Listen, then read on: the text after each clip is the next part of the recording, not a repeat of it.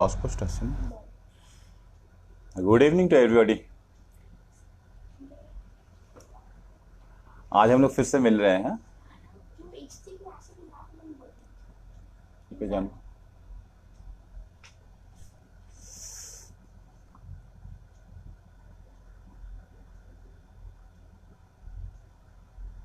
देखिए चैटे लिखा है कि ना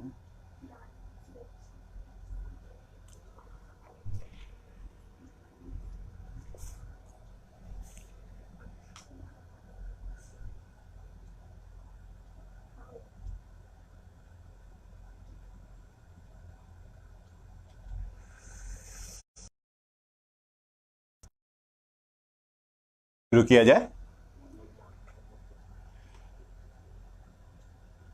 आप लोग सबके आ गए हैं ना। जैसा कि पिछली बार कहा था, इस माध्यम से मैं बहुत अभ्यस्त नहीं हूं ना। मुझे बहुत से पता भी नहीं चलता है कि शुरू हो गया कि नहीं हो गया। पिछले बार मुझे याद है,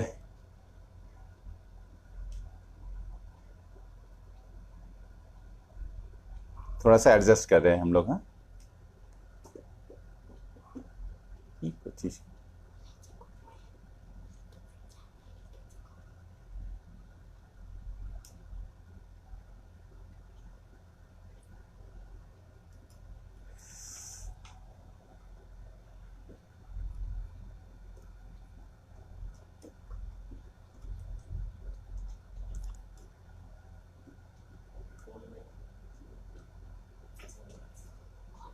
एडजस्ट आगे करो तो चलो।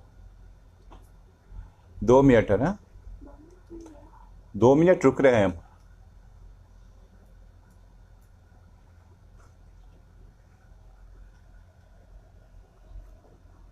हाँ ये सब चीज अब मैं नहीं सीख पाऊंगा, ऐसे वो कहना नहीं चाहिए, लेकिन अब बहुत देर मैं कर दिया हूँ है ना। माइक्रोफोन को कैसे एडजस्ट करूँ। शुरू में माइक काम नहीं कर रहा था, हाइट एडजस्ट नहीं कर रहा था। कभी लगता है कि सामने का लाइट जलाएं कि पीछे का लाइट जलाएं। पीछे का लाइट जलाने से मेरा सर इतना चमकता है कि कहाँ सर खत्म हो रहा है, कहाँ क्या हो रहा है, कुछ पता नहीं चलता है। खैर, आप हमें दोबारा देख रहे हैं, इससे ये धारणा कोई मत बना लीजिए कि सफ़ेद दाढ़ी वाले ही केवल बोलेंगे। नहीं, सफ़ेद दाढ़ी का कोई मैं विशेषाधिकार नहीं मानता हूँ ना। हाँ, लेकिन मौका मिला इसलिए बोल रहा हूँ, और इसलिए भी बोल रहा हूँ कि मैं समझता हूँ कि ये बात करने इस समय बहुत ज़रूरी है ना। जिस समय से हम लोग गुजर रहे हैं, और ये हर समय के लिए ज़रूरी है ना। हम लोग सभी कोई दुनिया का बदलाव का बात करते हैं, समाज का बदलाव का बात करते हैं, लेकिन समाज या दुनिया अपने आप तो बदलेगा नहीं ना, कभी बदला है। समाज माने हम, दुनिया का माने हम मानव का दुनिया का बात कर रहे हैं।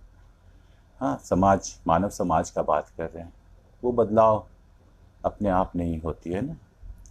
खैर, हम लोग का पिछले बार का विषय था ह्यूमन इवोल्यूशन ना। हम लोग कॉन्टिन्यूटी के लिए उसी से शुरू कर रहे हैं ना। हाँ, ये जो 1859 का साल है, डार्विन का ओरिजिन ऑफ स्पीसीज आ गया ना।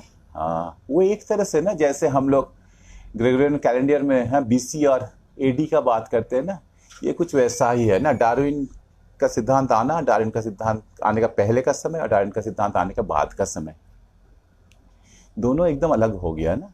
हाँ, आज हम लोग का विषय वही होगा, डार्विन का पहले का समय के साथ डार्विन का बाद का समय को आज हम लोग तुलना करेंगे ना। और डार्विन का सिद्धांत का आ जाने के बाद जिन लोगों के लिए बहुत मुश्किलें बढ़ गई, वो लोग उस मुश्किल का सामना किस तरह से किए या अभी तक करते जा रहे हैं, वो हम लोग देखेंगे ना। और साथ ही साथ साइंस के बारे में और साइंटिस्ट के बारे में कुछ मिथक हैं। वो मिथक मैं उम्मीद करता हूं कि टूटेंगे। खैर, सो इवोल्यूशन का बात जब हम लोग करते हैं ना, इवोल्यूशन एक आइडिया के रूप में, अब इसका लगभग 2 शताब्दी हो गए ना।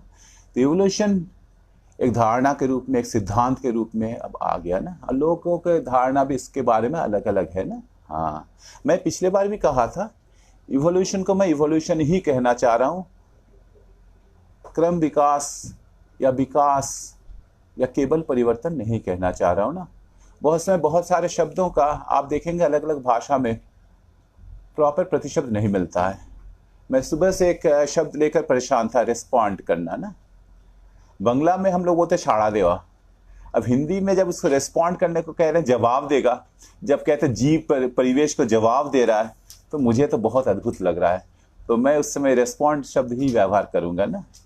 कुछ लोग खुश भी होंगे कि हाँ थोड़ा थोड़ा अंग्रेजी मिल रहा है ना, क्योंकि सभी तो केवल हिंदी भाषी क्षेत्र के लोग तो हैं नहीं मेरी बातों को सुनने वाले। पिछले बार ये भी कुछ लोग शिकायत तो ठीक नहीं किए थे, लेकिन कह रहे थे कि अगर अंग्रेजी में बातें होती तो बेहतर होता। कुछ लोग तो यहाँ भी कह दिए कि आप बंगला में क्यों नहीं कहे। खैर, हिंदी में बात करना मेरे लिए सबसे सुविधाजनक है।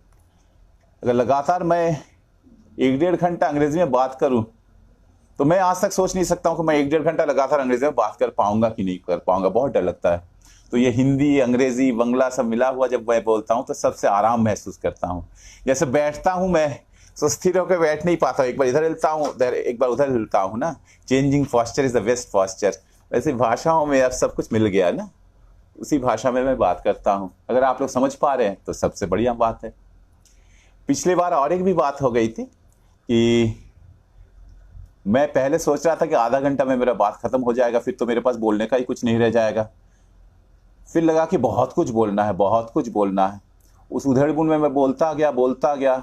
इधर मेरे इस कमरे में कुछ लोग बैठे हुए हैं, वो लोग इशारा कर रहे थे कि अब बंद करो, क्या होगा। तो मैं तो समझ नहीं रहा था, मैं बोले जा रहा था। तो इस बार कोशिश करूंगा कि मैं 1.5 घंटा या 2 घंटा नहीं बोलूँ ना, कम ही समय बोलूँ। खैर, सो इवोल्यूशन एक धारणा के रूप में अब एकदम बैठ कर गया ना। 200 साल हो गए ना। हाँ, केवल इवोल्यूशन। अब हम लोग इवोल्यूशन में जब भी बात करते हैं तो मत समझ ले केवल डार्विन का सिद्धांत। डार्विन का सिद्धांत एकदम याद कर लीजिए, जैसे उसका नाम है ऑरिजिन ऑफ स्पीसीज, प्रजातियों की उत्पत्ति कैसे होती है ना। बहुत लोग डार्विन का सिद्धांत को ऑरिजिन ऑफ लाइफ के साथ जोड़ते हैं। नहीं, ऑरिजिन ऑफ लाइफ के साथ डार्विन का सिद्धांत को हम लोग नहीं जोड़ सकते ना। डार्विन उसको एक धारणा के रूप में उस समय किए करते कि बहुत एक हम वो आप कल्पना कीजिए एकदम बहुत सरल, एक बहुत छोटा सा, जब पहले बार प्राण को फूका गया उससे आज का दुनिया ऐसा बना। तो वो डार्विन का सिद्धांत के इसमें नहीं आया। डार्विन का सिद्धांत में पहले से स्पीसीज हैं और स्पीसीज कैसे, एक स्पीसीज से दूसरे स्पीसीज का उत्पत्ति कैसे होता है, डार्विन का सिद्धांत वहां से शुरू होता है। डार्विन का सिद्धांत जैविक इवोल्यूशन का है ना, बायोलॉजिकल इवोल्यूशन का है ना। सारे इवोल्यूशन बायोलॉजिकल इवोल्यूशन नहीं है ना। अब हम लोग इवोल्यूशन इतना फैल गया ना, हम लोग इवोल्यूशन का हर जगह व्यवहार करते हैं ना। ब्रह्मांड का इवोल्यूशन का बात करते हैं, इस पृथ्वी का इवोल्यूशन का बात करते हैं, भाषाओं का इवोल्यूशन का बात करते हैं। नहीं, इवोल्यूशन हर क्षेत्र में चला गया। और ये इसलिए हम लोग इवोल्यूशन के बारे में जो धारणाएं बनी है ना, लोग इवोल्यूशन में बहुत सारी चीजें खोजते हैं। इवोल्यूशन माने ऐसा, इवोल्यूशन माने वैसा, इवोल्यूशन में ये चीज होना ही चाहिए। एक तो सभी को मानते हैं कि इवोल्यूशन माने परिवर्तन, समय के साथ परिवर्तन, इसका एक सतत परिवर्तन, ये परिवर्तन होगा। सतत परिवर्तन का ऐसा माने नहीं है कि परिवर्तन हो रहा है धीरे धीरे एक समान रूप से हो जा रहा है, ऐसे बात नहीं। हाँ, लेकिन इवोल्यूशन माने चेंज हर समय हो रहा है ना, हर समय हो रहा है। कभी द्रुत हो सकता है, कभी ठहराव आ सकता है, कभी बहुत तेज हो सकता है, हाँ, कभी रुक जा सकता है। लेकिन माने तो वो पल भर के चेंज एकदम एक है जो सतत चल रहा है ना। और इस मामले में अगर हम देख लें इवोल्यूशन में, अगर हम लोग इस बात को मान ले कि परिवर्तन हो ही रहा है, तो तब हम लोग जो सृष्टि के सिद्धांत हैं जिसमें वे आते हैं ना, वो उनका जो विश्व से वो जो किए, संसार के साथ वो जो करते हैं या किए हैं, वो इवोल्यूशन के सिद्धांत में फिट नहीं बैठता है ना। क्यों, क्या सोचिए ना। सभी जीवों से अपने रूप से वो भर दिए, सब कुछ अमन चैन से चल रहा है, कोई परिवर्तन नहीं, कुछ नहीं। उनकी लीला है, प्रलय कर दिए, फिर से अपने मन से भर दिए। तो ये जो प्रलय के पहले और प्रलय के बाद सब कुछ जैसा जैसा है, उन्होंने जैसा रखा वैसे, उनके बिना तो कुछ हिलता भी नहीं, वो जब तक हिलाएंगे नहीं कुछ हिलता भी नहीं है। इवोल्यूशन सिद्धांत के साथ ये नहीं फिट बैठता है ना। उसमें चेंज का वो जो पुट है वो है नहीं ना। तो इसलिए इवोल्यूशन में हम लोग ठीक है, अच्छा ही है, कोई तर्क कोई झंझट में नहीं जाते हैं ना। ईश्वर अपने आराम से बैठे रहें, अगर वो हैं तो बैठे रहें, खड़े भी रह सकते हैं, सो भी सकते हैं। हाँ, इवोल्यूशन के साथ उनका हम लोग संबंध नहीं जोड़ सकते हैं। हाँ, इवोल्यूशन ईश्वर नहीं है। डार्विन, ऐसा बहुत लोग सोचते हैं कि डार्विन के बाद ही इवोल्यूशन का बात आ गया। सो बात नहीं ना। डार्विन कोई इवोल्यूशन का सिद्धांत का शुरू नहीं किए। डार्विन एक तरह से कह सकते हैं वो जो चला रहा था उसका एक उस समय एक पड़ाव तक डार्विन, एक परिणति में डार्विन आए ना। और यहाँ तक हम लोग ये भी कहें कि जैविक इवोल्यूशन का जो बात करते हैं ना, वो पहला नहीं था ना। उसके पहले नेबुला से, निहारिकाओं से तारे कैसे बनते हैं, लैपलास का सिद्धांत आ गया था। कांट भी इवोल्यूशन के बारे में कुछ कहने लगे थे ना। हाँ, स्पेंसर ने भाषा के बारे में कि भाषा अचानक या कोई थोप नहीं दिया ना, कोई देव भाषा के रूप में अचानक कुछ भाषा नहीं आ गया ना। हाँ, भाषा का भी एवोल्यूशन हुआ है ना। ये सब बातें उस समय हो रही थी। टेनिसन अपने उसमें लिखे ही है ना। वो जो एवरी ऑर्डर, हमारा द एवरी ऑर्डर चेंजेथ, हाँ, एक नई व्यवस्था फिर उसकी जगह ले लेती है ना। डिकेंस के उस समय के सोचिए, डॉम्बे एंड सन, हाँ, फिर ब्लीक हाउस आया, उस पुराने ऑर्डर बदल रहा है, उस समय से सब कुछ गुजरा। डार्विन उस समय के थे ना। हाँ, फिर जाके हार्ड टाइम से एकदम पूरा वो जाके पूरा उनका मेन विषय ही था उसमें, कैसे पुराने ऑर्डर के बाद नया ऑर्डर आ रहा है ना। डार्विन उस परिमंडल में आए थे। यूं कह दे कि जैविक एवोल्यूशन का जो बात है, जैविक एवोल्यूशन सबसे बाद में आया, लेकिन उसमें भी डार्विन सबसे पहले नहीं थे। हाँ, डार्विन के पहले भी एवोल्यूशन का सिद्धांत, जैविक एवोल्यूशन का सिद्धांत था ना। बात है कि वो जो जैविक एवोल्यूशन के जो सिद्धांत थे डार्विन के पहले, उनके सिद्धांत और डार्विन के सिद्धांत में फर्क है ना। पिछले दिन मेरे एक साथी, उन्होंने फिर फोन से हमें कहा बाद में कि क्या आप तो बहुत जानकार लगते हैं, क्या नया नया बात कर देते हैं, हम लोग तो भाई केवल लामार्क और डार्विन का नाम जानते थे। तो मेरा उस दिन अपराध हो गया था, मैं लामार्क का नाम नहीं लिया था ना। हाँ, तो लामार्क भी एक जैविक इवोल्यूशन का सिद्धांत देते हैं ना, लेकिन फर्क है ना।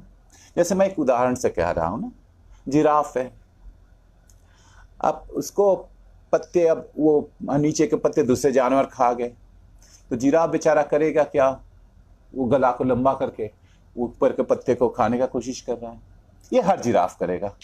और ये जो उसकी कोशिश है, ये जरूरत से आया, चूंकि उसको पत्ते अब नहीं मिल रहे, जरूरत से आया और उसकी कोशिश है।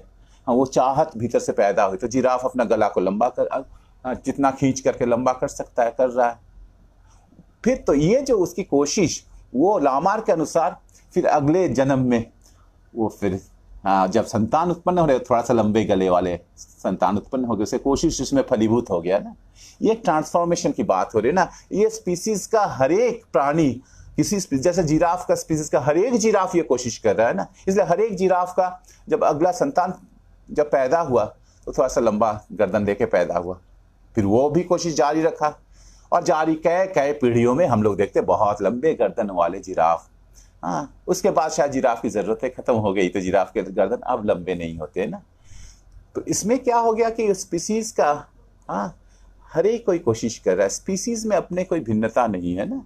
हाँ, और लामार्क का सिद्धांत को इसलिए बहुत वो पॉपुलर नहीं हो पाया कि लामार्क के समय ये लोग नहीं मानते कि पेड़ों को भी कोई जरूरत होती है, या पेड़ों को जरूरत होती है तो पेड़ों को उसका एहसास है। इसलिए पेड़ों का चूंकि अपनी जरूरत की कोई एहसास नहीं है, तो पेड़ों में ये कोशिश नहीं है ना। तो लामार्क अपने जैव इवोल्यूशन के सिद्धांत से पेड़ पौधों को अलग रखे, तो उसका एक कमजोरी माना जा सकता है ना।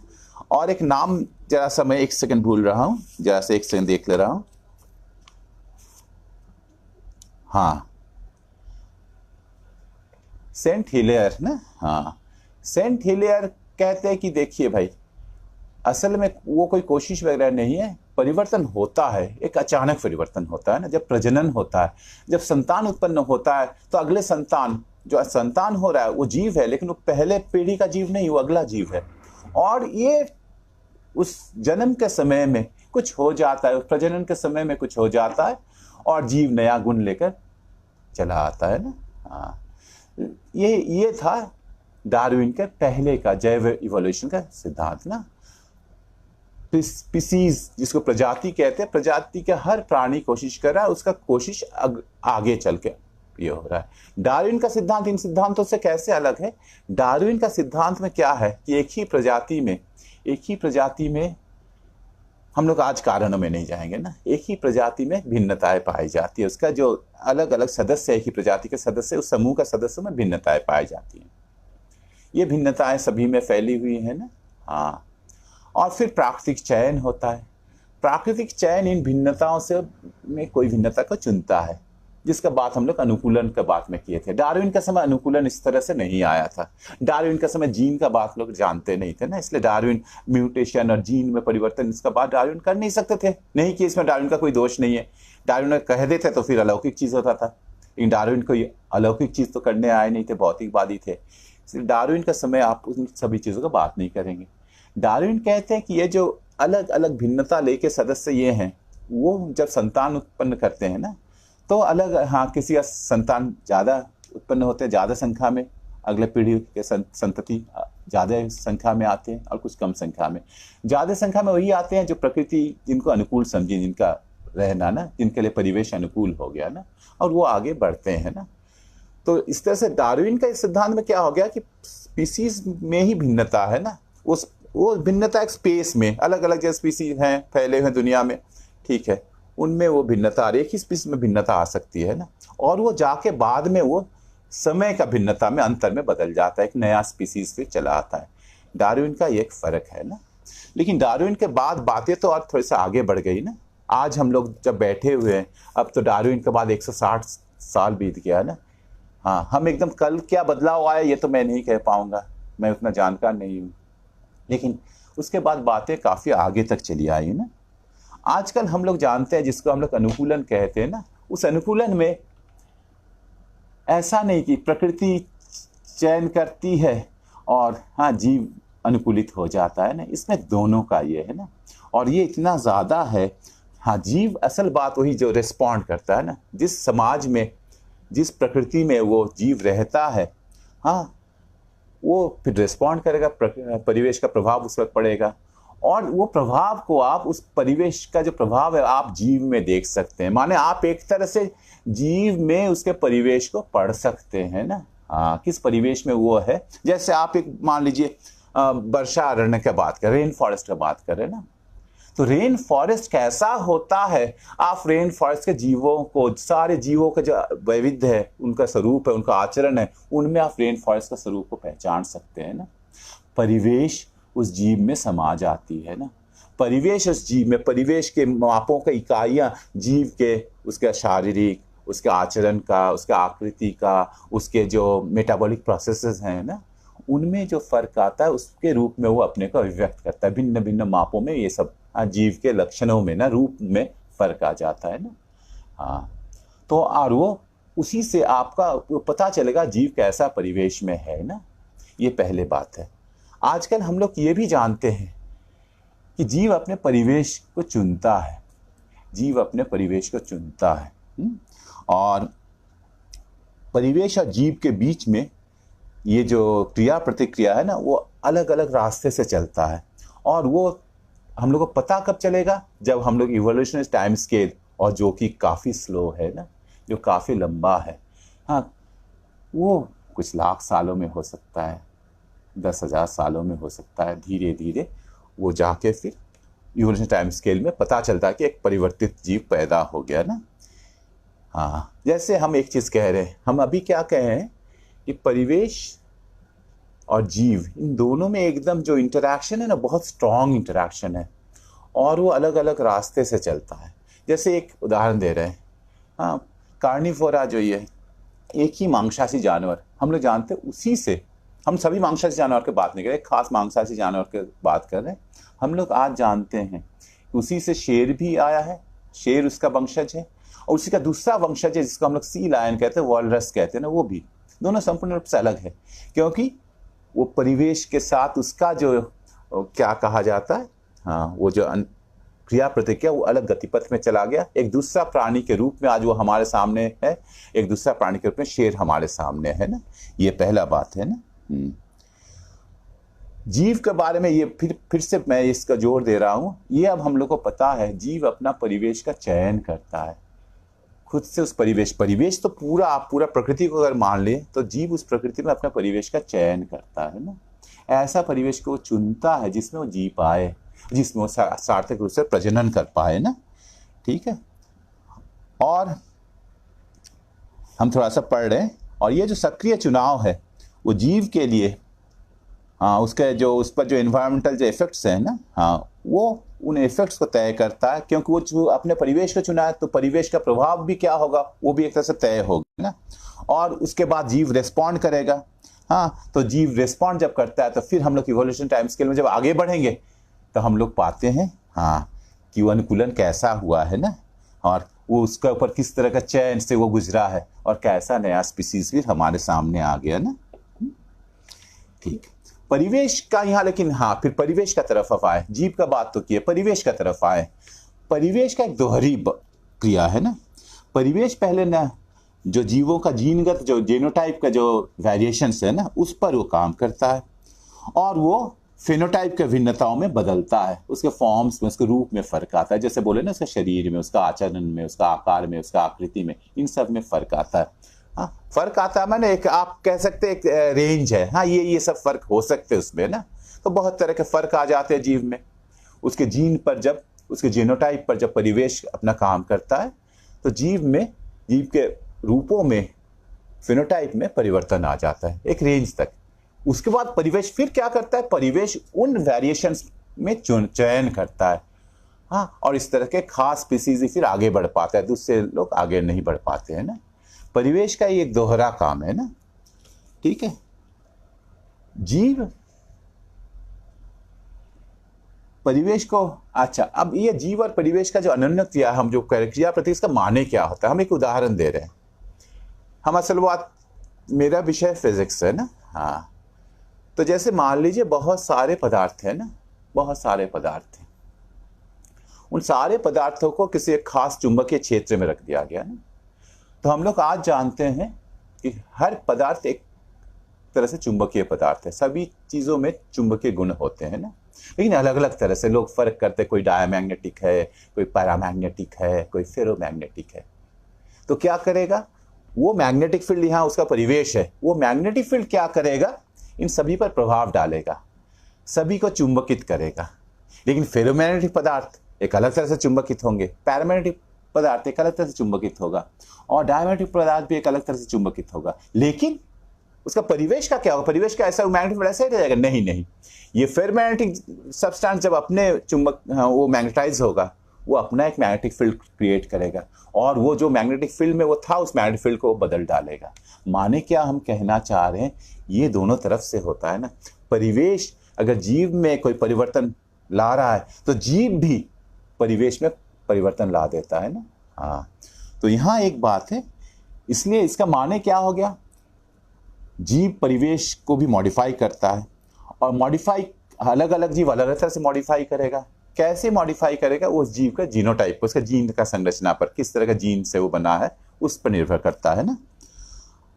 लेकिन साथ साथ क्या है, ये हम लोग अभी जो बात कर रहे थे इस, हाँ, नेचुरल सिलेक्शन की बात कर रहे थे, तो चयन से तो क्या होता है, कुछ ये जो जीव हैं उनका टिकने का संभावना बढ़ जाता है, और कोई खास जीव का अगर टिकने का संभावना परिवेश बढ़ा रहा है तो वो जीव भी टिक के परिवेश को अपने तरह से बदलेगा। इसमें परिवेश खुद से तय कर रहा है कि परिवेश कैसे मॉडिफाई होगा ना। हाँ, तो आज हम लोग जो समझते हैं, हम लोग डार्विन के बाद आप अभी जो समझ रहे हैं उसमें जीव और परिवेश का संबंध को और हम लोग बारीकी से समझे ना। ये दो तरफा है ना। हाँ, जीव भी बदलता है उसमें और परिवेश भी बदलता है ना। और इसको हम लोग सबसे अच्छा से हम लोग देख सकते हैं मानव का, हाँ, मानव का इवोल्यूशन में। हम लोग अब परिवेश शब्द को थोड़ा सा अच्छा से जान लें, उसके बाद हम लोग आगे बढ़ेंगे। परिवेश माने हम लोग क्या समझना चाह रहे हैं। परिवेश में आप ये समझ लीजिए, परिवेश खाली नहीं कि मैं हूं और मेरा चारों तरफ का, मेरा हर एक अंग, मेरा हर अंग, मेरा हर अंश, मेरा हर अंश का जो गतिविधि है वो दूसरे अंशों का भी परिवेश है ना। मेरे शरीर का हर एक जीन के लिए शरीर का बाकी अंश उसका परिवेश है। ये परिवेश केवल बाह्य परिवेश नहीं है, ये परिवेश में गति है, ये परिवेश एक मान स्थिर परिवेश नहीं है ना। हाँ, जीव का हर एक अंश जीव का दूसरे अंशों का, जीव का हर एक अंश का गतिविधि जीव के दूसरे अंशों का गति, हाँ, परिवेश है। आप परिवेश को यूं देख सकते हैं, परिवेश तौर जिंदगी भी है, परिवेश एक वे ऑफ लाइफ भी है ना। हाँ, ये जरा समझ लीजिए कैसे परिवेश एक वे ऑफ लाइफ है ना। और ये केवल हम लोग सबसे अच्छे से, सबसे नाटकीय रूप से हम लोग, है ना, मनुष्य में देख सकते हैं ना। हाँ, हम जहाँ से यहाँ पढ़ रहे हैं ना, नहीं तो मेरे साथ मुश्किल क्या था, अभी देख रहा था मैं हाथ इधर उधर कर रहा था, मैं प्राकृतिक चयन नाम ही भूल जा रहा था, तो मुझे इसलिए कभी कभी देखना पड़ता है ना। उसमें कोई नुकसान नहीं है, क्योंकि बातें सही रूप से आना चाहिए। मैं देख कर बोल रहा हूँ या मैं बोल कर बोल रहा हूँ ना, बातें अगर ठीक है तो ठीक है।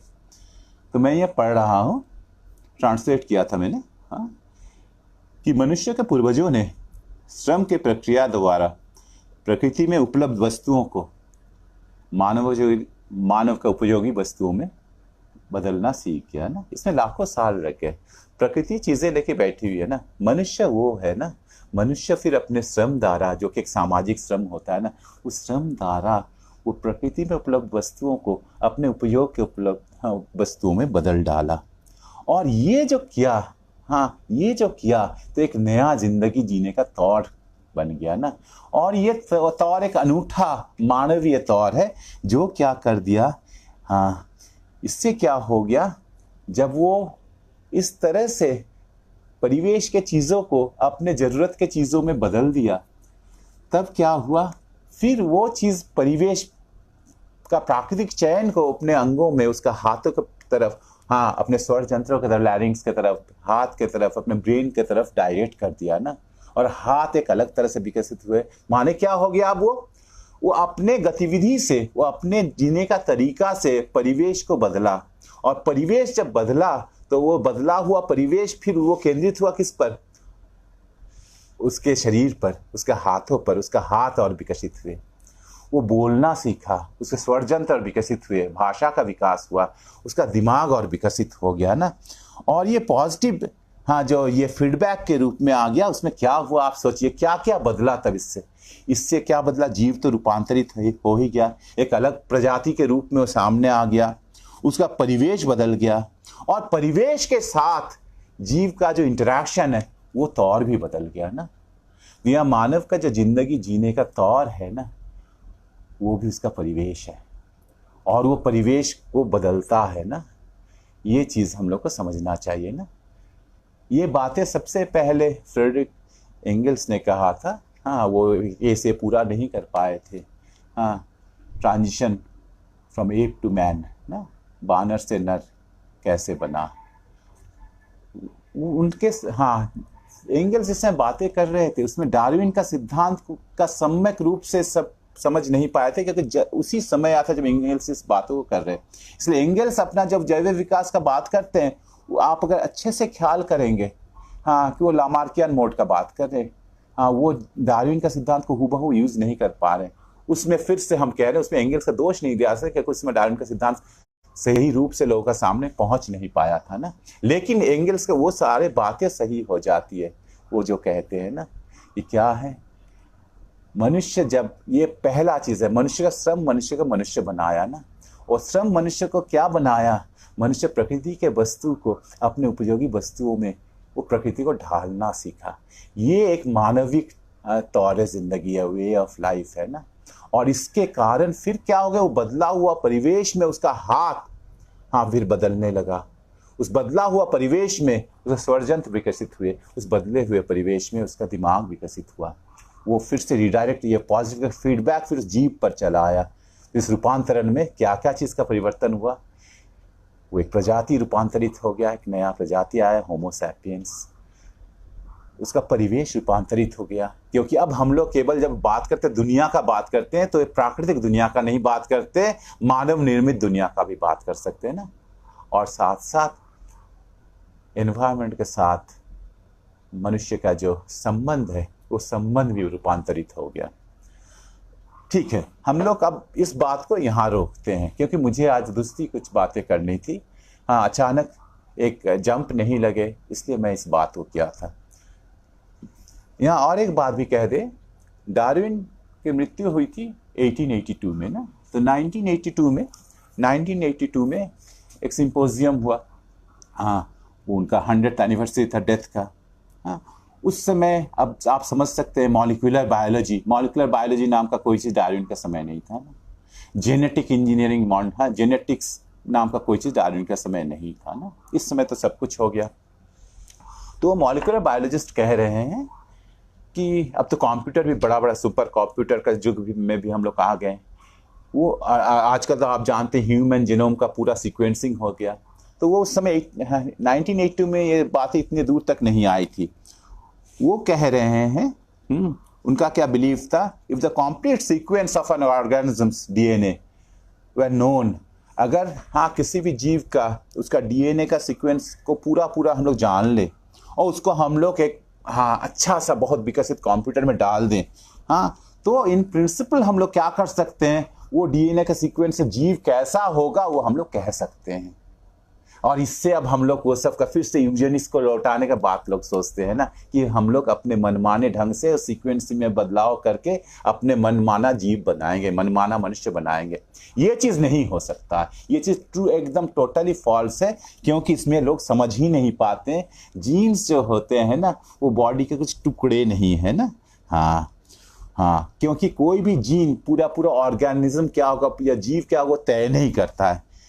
क्योंकि जीव का जीवन क्या है, जीव का जीवन माने जब वो भ्रूण के रूप में आया, कॉन्सेप्शन के समय से उसका डेथ का समय का ये जीवन है ना, उस समय को वो जीवन क्या है, उसमें हर पल में वो जीन, उसका परिवेश माने शरीर का बाकी अंश, परिवेश माने बाह्य परिवेश, फिर संयोग भी एक बहुत बड़ा चीज़ है, कॉन्टिजेंसी का बात किए थे, हैपेंस्टांस का बात किए थे, हाँ, ये सारा कुछ, हाँ, और वो पूरा जीव सभी कुछ का एक पूरा जिंदगी भर एक इंटरेक्शन होता रहता है ना।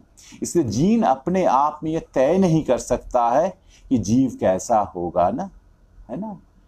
परिवेश बदल जाने से उस हाँ चूंकि परिवेश का प्रभाव पड़ेगा ही, तो वही जीन लेकर भी हाँ व्यवहार में फर्क आ सकता है, सब कुछ आ सकता है ना।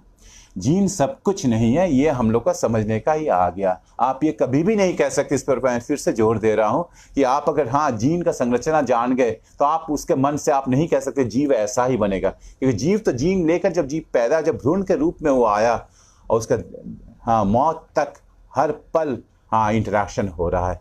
जीन, एनवायरमेंट, हाँ उसका परिवेश, खुद पूरा जीव अपने मिलकर इन सारे के बीच का जो इंटरेक्शन हो रहा है वो तय करता है कोई जीव कैसा होगा। इसलिए आप फिर से रिचर्ड डॉकिंस का जो सेल्फिश जीन का सिद्धांत है उसको लेकर जो लोग खुश होते हैं वो सभी कुछ फॉल्स है, वो कभी नहीं हो सकता है ना, वो कभी भी नहीं हो सकता है ना। हम लोग इस बात को यहाँ रख रहे हैं। अब हम लोग दूसरे अंश में आ रहे हैं। कितना समय हो गया, अभी मैं शायद आधा घंटा से थोड़ा सा ज़्यादा बोला हूँ। मैं कोशिश कर रहा हूँ कि अगले आधे घंटे में कुछ सार्थक चीज़ें आप लोगों से कह पाऊँ ना। तो जैसे मैंने कहा था कि 1859 ये एक बहुत हाँ ये साल हम लोग को याद रखना चाहिए ना। हाँ, डार्विन का सिद्धांत, हाँ ठीक है, ऑरिजिन ऑफ स्पीसीज सामने आ गया। और ये आप समझ जाइए, डार्विन का अचानक एक दिन डार्विन बैठे, जैसे न्यूटन का सर पे सेब गिरा और न्यूटन ने क्या ग्रेविटेशन का सिद्धांत गढ़ लिया, और डार्विन एक दिन बैठे और उनको पता चला ऐसी बात नहीं ना। डार्विन अपना यात्रा वो जो बिगल का वॉयज शुरू किए थे 1830s में ना, आप समझ के रखिए ना। हाँ, कितना समय बीच में चला गया ना, अचानक नहीं आया। डार्विन का पहले बड़ा अच्छा था ना, हाँ साइंस आ रहा था, लेकिन science first line of defence होने का जरूरत ना, साइंस के सहारे सब कुछ समझाना जरूरी नहीं था ना। यहाँ अब हम लोग बात कर रहे हैं क्योंकि डार्विन का आने से क्या हो गया, अब पहले जैसे लोग ना तरह तरह से चीजों गढ़ देते थे, उनका वो तार्किक आधार, वो वैज्ञानिक आधार, उनका कुकृत्यों का वैज्ञानिक आधार खत्म हो गया। जो लोग जो नस्लों में फर्क करते थे, तरह तरह की चीजों में फर्क करते थे ना, हाँ हम लोग का यहाँ अगर नस्ल नहीं है, हम लोग का यहाँ गर्व करने का चीज है, हम लोग का जात है ना, जात है। अब तो हम लोग जानते हैं धर्मों में भी फर्क है ना, कुछ लोगों का नस्ल में, कुछ लोगों का खून में जिहाद रहता है, ये भी हम लोग जानते हैं आजकल ना। हम लोग सब कुछ, बहुत सारा कुछ अब आविष्कार हो रहा है ना, नया जमाना है, हम लोग सब कुछ अब आविष्कार करते हैं ना। हाँ, तो शुरू में ये काम बड़ा आसान था ना। हाँ, धर्म इसमें सीधा सीधा सब कुछ बात कर सकता था। हाँ ये सब बात कर सकता था, साइंस का बहुत ज़रूरी नहीं था। लेकिन इसका मतलब क्या साइंटिस्ट लोग कुछ कहते नहीं थे। अब हम लोग उस चीज़ को देखेंगे ना। हाँ, पहला जो नाम हम लोग लेंगे वो है लुई अगासी। लुई अगासी का ये सिद्धांत 1845 में आया। यूरोप के थे ना, स्विस नेचुरलिस्ट थे, नेचुरल साइंटिस्ट थे। यूरोप में उस समय हाँ, चूंकि दुनिया में हाँ ग्लोबलाइजेशन तो नहीं हुआ था, लोग सब जगह जा रहे हैं, ऐसा नहीं हुआ था ना। हाँ, जैसे फ्रांस के बहुत सारे फुटबॉल खिलाड़ी आप देखते ना काले हैं, हाँ सब जगह हैं। हाँ हैं, उस समय काले लोग यूरोप में नहीं मिलते ना, बड़ा सौभाग्यशाली समय था यूरोप का उस समय ना। लेकिन लुई अगासी पहुंच जाते हैं अमेरिका, और अमेरिका में जाके जब कालों का सामना उनका होता है ना, वो जो अनुभव का बात कर रहे हैं, मैं अब हाँ सारे बात आज करूंगा तो फिर 2 घंटा बात हो जाएगा ना। हाँ, वो माने कह रहे हैं कि मैं उसको सहन नहीं कर पाया ना, और मुझे जो वो कह रहे हैं कि मुझे खराब लग रहा है बोलने में, लेकिन ऐसे भी जीव इस दुनिया में रहते हैं। तो अगासिस को क्या लगा ना, अगासिस को लगा कि ये भाई नहीं, वो एक आदम और एक हवा नहीं था, बहुत सारे आदम और बहुत सारे हवा होंगे ना। काले लोग का आदम और हवा अलग होगा, गोरे लोग का आदम और हवा अलग होगा। काले लोग तो इधर कहाँ दूर अमेरिका, आप सोचिए कहाँ यूरोप, अलग अलग जगह है ना। तो अलग अलग जगह से वो लोग आए हैं ना। तो पॉलीजेनिज्म की बात आ गई ना। हाँ, अलग अलग सेंटर है, उस सेंटर के अराउंड वो एक खास तरह का मानव का नस्ल विकसित हुआ ना। वो होना ही होना, अलग जगह अलग परिवेश। अगासी ने कह दिया कि ऐसा ही होगा। वो साइंटिस्ट भी थे ना, बहुत सारी किताबों भी उन्होंने लिखी है, लेकिन वो कोई डेटा उटा प्रोड्यूस नहीं कर पाए ना। हाँ, वो कह दिया कि हो ही नहीं सकता। ये कैसे हो सकता है कि हाँ गोरे लोग भी वही उसी पूर्वज से पैदा हुए जिससे काले लोग, ये कभी भी नहीं हो सकता। फिर पीले लोग हैं, उसमें रंग से लोग बहुत अच्छा से लोगों को फर्क करने का सबसे आसान उपाय रंग से देख लो। पीले रंग के लोग हैं, थोड़ा सा लाल रंग के लोग हैं, हाँ काले रंग के लोग हैं, मिले हुए मैले रंग के लोग हैं ना, तरह तरह के रंग के लोग हैं ना। तो अगासी को लगा कि ये अलग अलग रंग, तो भाई ये अलग अलग, और कितना खराब भद्दा सा चेहरा है ना। हाँ, इतना मोटा सा होंठ, हाँ वो देख के लगता है उनको, तो एकदम लग रहा है कि हाँ मोटा सा होंठ, ये एक किसका याद कराएगा, बनमानुस का याद करेगा, पतले सुंदर होंठ, यूरोपियंस का होंठ। लेकिन ये बात बाद में भी आती है, बाद में भी बहुत लोग ऐसे बातें किए हैं ना। देखो होंठ देखकर, उसका कान देखो चपटा कान, हाँ उसका नाक देखो ऐसा नाक, ये तो एकदम लग रहा है ये लोग अलग कुछ प्रजाति के ही है ना। ये उन लोग ने कहा ना। लेकिन ये लोग कभी कभी चीजों को बारीकी से देखना भी बहुत जरूरी है। आप कभी देखिए शिंपांजी का होंठ, देखिए एकदम पतले पतले होंठ होते हैं ना। आप अगर बारीक से देखेंगे मोटा होंठ, जैसे मेरा होंठ ज्यादा मानवोचित होंठ है। हाँ, बहुत पतले होंठ वाले खुश हो सकते कि उन लोग का हाँ होंठ शिंपांजी के साथ ज्यादा मिल रहा है। लेकिन लोग उत्साह से जब काले लोगों को देखे मोटे मोटे होंठ वाले, तो उन लोग को वो लोग ठीक मानव भी तो नहीं लगते, मानवेतर ये लगते थे ना। तो वो लोग उस तरह से कह देते थे ना। और अगासी क्योंकि डेटा नहीं प्रस्तुत कर पाया, साइंस से सब कुछ कहना है ना, तो आगे दूसरे आदमी ना, हाँ उनके साथ आगे लुई मॉर्टन आ गए ना। अगासी ने जो काम ऐसी कहा, हाँ उनका वैज्ञानिक धारणाएं उन्हें जिस निष्कर्ष में पहुंचाया, डेटा उटा दिखाए नहीं, तो मॉर्टन ने उस काम को कर दिया। मॉर्टन हाँ क्या करने लगे, वो जितना भी वो ढेर सारे खोपड़ी जमा किए ना। मॉर्टन ये 20 साल तक काम किए ना, और मॉर्टन के मौत तक मॉर्टन ने करीब 1000 खोपड़ी वो हाँ ले आए थे ना। और वो खोपड़ी हाँ बस वो खोपड़ी नापने लगे, और खोपड़ी नापने लग के, खोपड़ी को कैसे नापते थे, खोपड़ी नापने का आप सब समझ सकते, खोपड़ी को कैसे नापा जाएगा।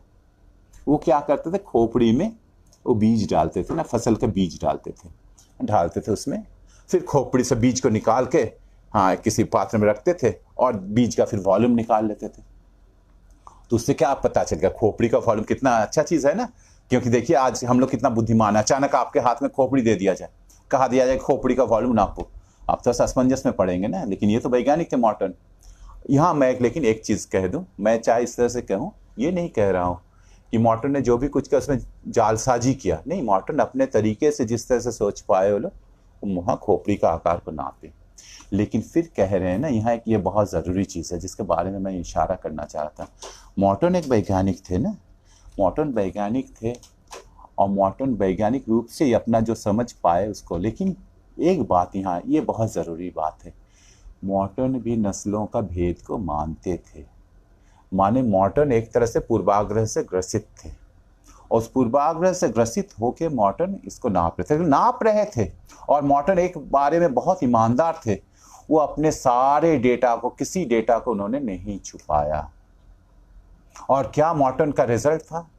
जो रिजल्ट होना था कि काले लोगों का खोपड़ी छोटा और श्वेत लोगों का खोपड़ी बड़ा। तो आप कह सकते अभी मैंने कहा कि मॉर्टन ईमानदार थे, सब कुछ किए, लेकिन वो जो भीतर का चीज वो काम कर गया ना। और वो किस तरह से काम किया? मॉर्टन जब अश्वेतों के, काले लोगों का खोपड़ी नाप रहे थे, तो वो औरतों को चुना उन्होंने ना। उनको कुछ माने सभी को लिया था, लेकिन औरतों का ही वो चुन लिया ना। एक चीज तो आप जानते हैं, जैसे मुझे बचपन में बड़ा मुश्किल लगता था। मैं जब मैट्रिक पास किया तो मैं था 5 फीट का, मेरी छोटी बहन 5 फुट 7 इंच। रोज मैं नापता था, वैसा ही अपने को ठिगना ही पाता, तो लंबी थी। मैं फिर लटकना शुरू किया, फिर कैसे कैसे 6 फीट का हो गया। लेकिन मेरा एक चीज उसमें पता था कि मैं शायद लंबा हूँ, लंबा होने का मेरे में संभावना है। मेरे पैर थोड़ा से लंबे लंबे थे, तो लंबा पैर और ठिगना शरीर, ये कैसा होगा ना। माने मैं पैर फुट का बात कर रहा हूँ, हाँ, सोल का बात कर रहा हूँ, थोड़ा सा बड़े थे। तो ये बात है, आप समझ ही रहे होंगे, पिछले दिन भी ये बातें आई थी ना। हाँ, हम लोग दिमाग का साइज का बात करते हैं ना, तो आप इस तरह से फट से कह देते थे औरत तो कम दिमाग वाले होंगी, छोटे दिमाग, छोटा खोपड़ी। इन छोटा खोपड़ी, लेकिन औरत साइज में भी सापेक्ष रूप से मर्दों से छोटी है ना, ये सापेक्ष था। तो मॉर्टन जानबूझ के ऐसा काम नहीं किया। मॉर्टन जानबूझ के ऐसा काम नहीं किया। क्यों बोल रहा हूँ बार बार? क्योंकि मॉर्टन अपने सारे कोई डेटा को छुपाए नहीं, लेकिन मॉर्टन का अवचेतन उनसे ये काम करवा लिया। मॉर्टन जब काले लोगों का खोपड़ी नाप रहे हैं तो औरतों का खोपड़ी नाप रहे हैं, और जब मॉर्टन श्वेत लोगों का खोपड़ी नाप रहे हैं तो मर्दों का खोपड़ी नाप रहे हैं। और मॉर्टन उस निष्कर्ष से पहुंच गए, हाँ, जो सब कोई मानते थे कि काले लोग एक निम्न स्तर के नस्ल के लोग हैं, गोरे लोग एक दूसरे उन्नत नस्ल के लोग हैं ना। हाँ, मॉर्टन उस बात को शुरुआत कर दिया ना। लेकिन एक बात फिर से ये कह दी, ये दोनों काम ना डार्विन का सिद्धांत का पहले के बात है, या डार्विन का उस समय, डार्विन का सिद्धांत, कोई सिद्धांत हुआ ताकि तो दुनिया में फैल नहीं जाता ना। डार्विन का सिद्धांत उस समय दुनिया में उतना फैल नहीं पाया था। इसलिए अगर मॉर्टन और आगासी वैज्ञानिक रूप से ये नहीं दिखा पाते कि अलग तरह के लोग हैं, काले लोग, अलग तरह के लोग हैं, पीले लोग, अलग तरह के ये लोग हैं, उन लोगों को कोई डर नहीं था। उस समय धर्म उन लोगों का सहायता कर सकता था। Science was not the first line of defence at that time. नहीं था साइंस उस समय फर्स्ट लाइन ऑफ डिफेंस, उन लोगों का डर नहीं था। लेकिन वही बात है, मुश्किल है क्या? डार्विन आ गए अब 1859 में, और डार्विन आ गए 1859 में तो बहुत भारी मुश्किल हो गया ना, क्योंकि अब वैज्ञानिक आधार खोजना था ना। अब से जो भी कुछ दिखाना था, इस नस्लों का फर्क को दिखाना था, कुछ का फर्क को दिखाना था, अब वैज्ञानिक रूप से दिखाना था ना। तो उस समय क्या करता है लोग, क्योंकि अब उन लोगों के पास कोई उपाय नहीं था। देखिए, चाहे जो भी कुछ कर ले, हाँ, अभी भी उस दिन भी मेरे एक दोस्त का फोन आया, मेरे बहुत सारे दोस्त हैं और सभी दोस्त मेरे ही मन को मानेंगे ये भी बात नहीं। वो बहुत दुखी थे डार्विन का सिद्धांत को मैंने कहा इसलिए ना कि डार्विन का सिद्धांत पिट गया। नेचुरल सिलेक्शन एक फैक्ट है, ये सभी को पता है ना। अब हम लोग को ये पता है कि नेचुरल सिलेक्शन ही एकमात्र चीज नहीं, उसके साथ और भी कुछ चीजें, लेकिन नेचुरल सिलेक्शन एक चीज है, इसको लोग काट नहीं सकते, कोई नहीं काट सकता है उसमें भी। हाँ, और उस लोग समझ जा रहे थे, जो खासकर वैज्ञानिक लोग थे। हम लोग ये फिर से एक बात करें, जालसाजी वैज्ञानिक लोग करते हैं, बहुत सारे वैज्ञानिक जालसाजी करते हैं। हाँ, वैज्ञानिक लोग भी इंसान ही होता है और वैज्ञानिक जालसाज हो सकते हैं, लेकिन सचेतन रूप से जालसाजी बहुत कम हुआ। और कोई सचेतन रूप से जालसाजी और कोई कर रहा है तो वो तुरंत पकड़ा जाएगा ना। तो यहाँ मॉर्टन का भी, अगर मॉर्टन का उस चीज को हम लोग थोड़ा सा ठगी कह दे, तो मॉर्टन वो ठगी जानबूझ से सचेत रूप से नहीं किए। उनका अवचेतन ये से वो डेटा को ऐसे चुने कि उनको जो सोच रहे थे वो चीज प्रूव हो जाए ना। ठीक है। और दूसरा चीज और एक मुश्किल भी है, मॉर्टन का जो खोपड़ी नापने का जो तरीका था, बीज डालकर ना, आप समझ सकते हैं, बीज को डाल दे खोपड़ी में ना। अब खोपड़ी से जब वो बीज को फिर से बाहर निकाल के आप किस सिलेंडर में, मेजरिंग सिलेंडर भर रहे हैं, तो ठीक से नाप हो, तो उस समय आप ठूस रहे हैं उसको, तो आप जानते हैं कि हाँ, उसको थोड़ा सा ठूस के उसका वॉल्यूम को बदला जा सकता है ना। हाँ, इसलिए वो बीज डाल कर जो खोपड़ी नापने का पद्धति थोड़ा सा ठीक नहीं था। इसीलिए मॉर्टन के बाद जो लोग आए वो लोग अब हाँ सावधान हो गए ना।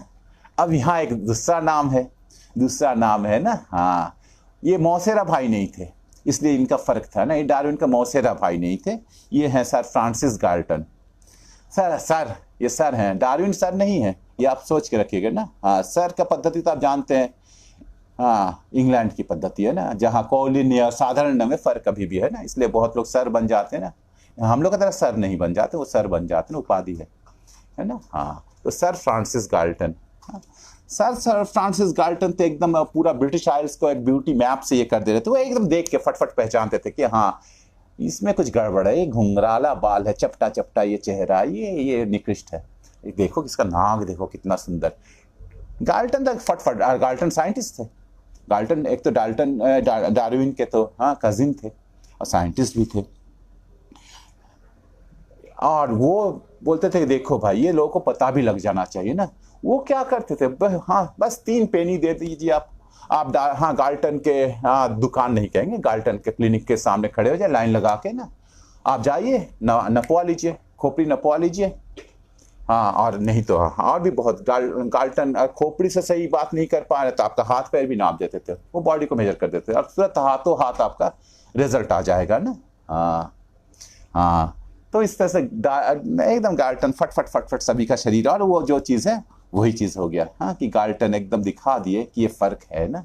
हाँ, काले लोगों का खोपड़ी छोटा होता है और ये सब गाल्टन, अगर नहीं खोपड़ी जैसे उस समय उस गाल्टन के हाँ उस लाइन में क्यू में बहुत सारे अच्छे लोग आए थे, बहुत सारे नामी लोग आए थे। हाँ, उस समय प्रधानमंत्री ग्लैडस्टोन थे, वो भी आए थे। हाँ, ग्लैडस्टोन का क्या हुआ, अब ग्लैडस्टोन का खोपड़ी उतना बड़ा नहीं निकला।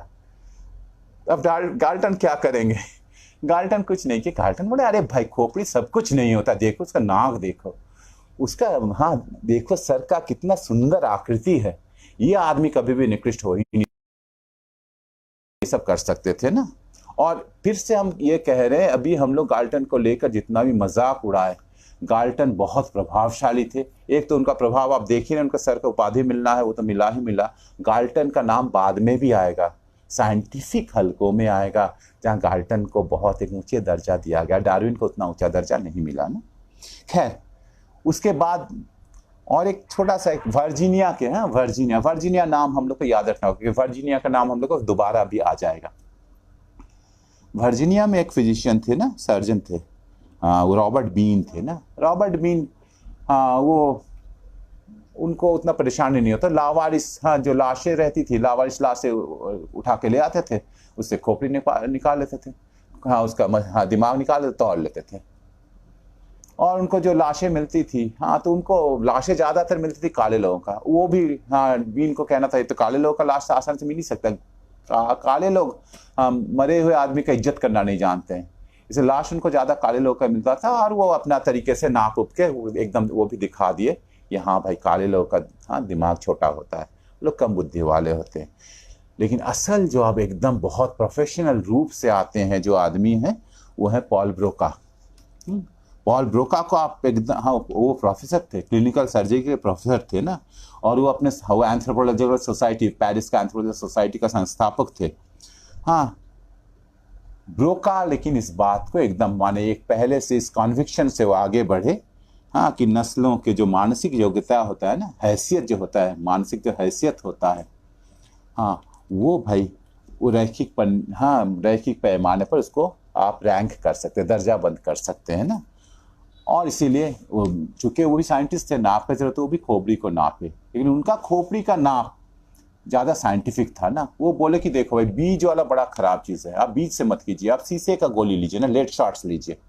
वो एकदम वैज्ञानिक तरीके से खोपड़ी में लेड शॉट्स को डालेंगे, फिर कैसे निकालेंगे है ना, उसको सिलेंडर में कैसे डालेंगे, किस स्पीड से वो गिरेगा, सिलेंडर को किस हाइट में रखेंगे, सारा कुछ ब्रोका देखते थे। और ब्रोका केवल इतना ही नहीं, वैज्ञानिक तो थे ही थे ना। ब्रोका ने क्या किया, ब्रोका ने केवल खोपड़ी का नाप भी नहीं किया। ब्रोका बोले कि नहीं खोपड़ी का खाली वॉल्यूम ही सब कुछ नहीं ना, वजन भी तो दिमाग का होता है ना। तो वो सीधे अपने सर्जरी के प्रोफेसर थे, ये ऑटोप्सी के वहाँ जाते थे, लाशों से दिमाग को निकालते थे, अपने हाथों से उसको ले आके काट के वहाँ से स्पाइनल कॉर्ड से अलग हटा के फिर उसको तौलते थे और वजन नापने लगे ना। हाँ, ब्रोका फ्रांस में थे ना, और ये फिर फैल गया, ब्रोका का ये मेथड भी फैल गया, जर्मनी में भी फैल गया, और जर्मनी और फ्रांस में तो आपस में तो ब्रोका नापते थे।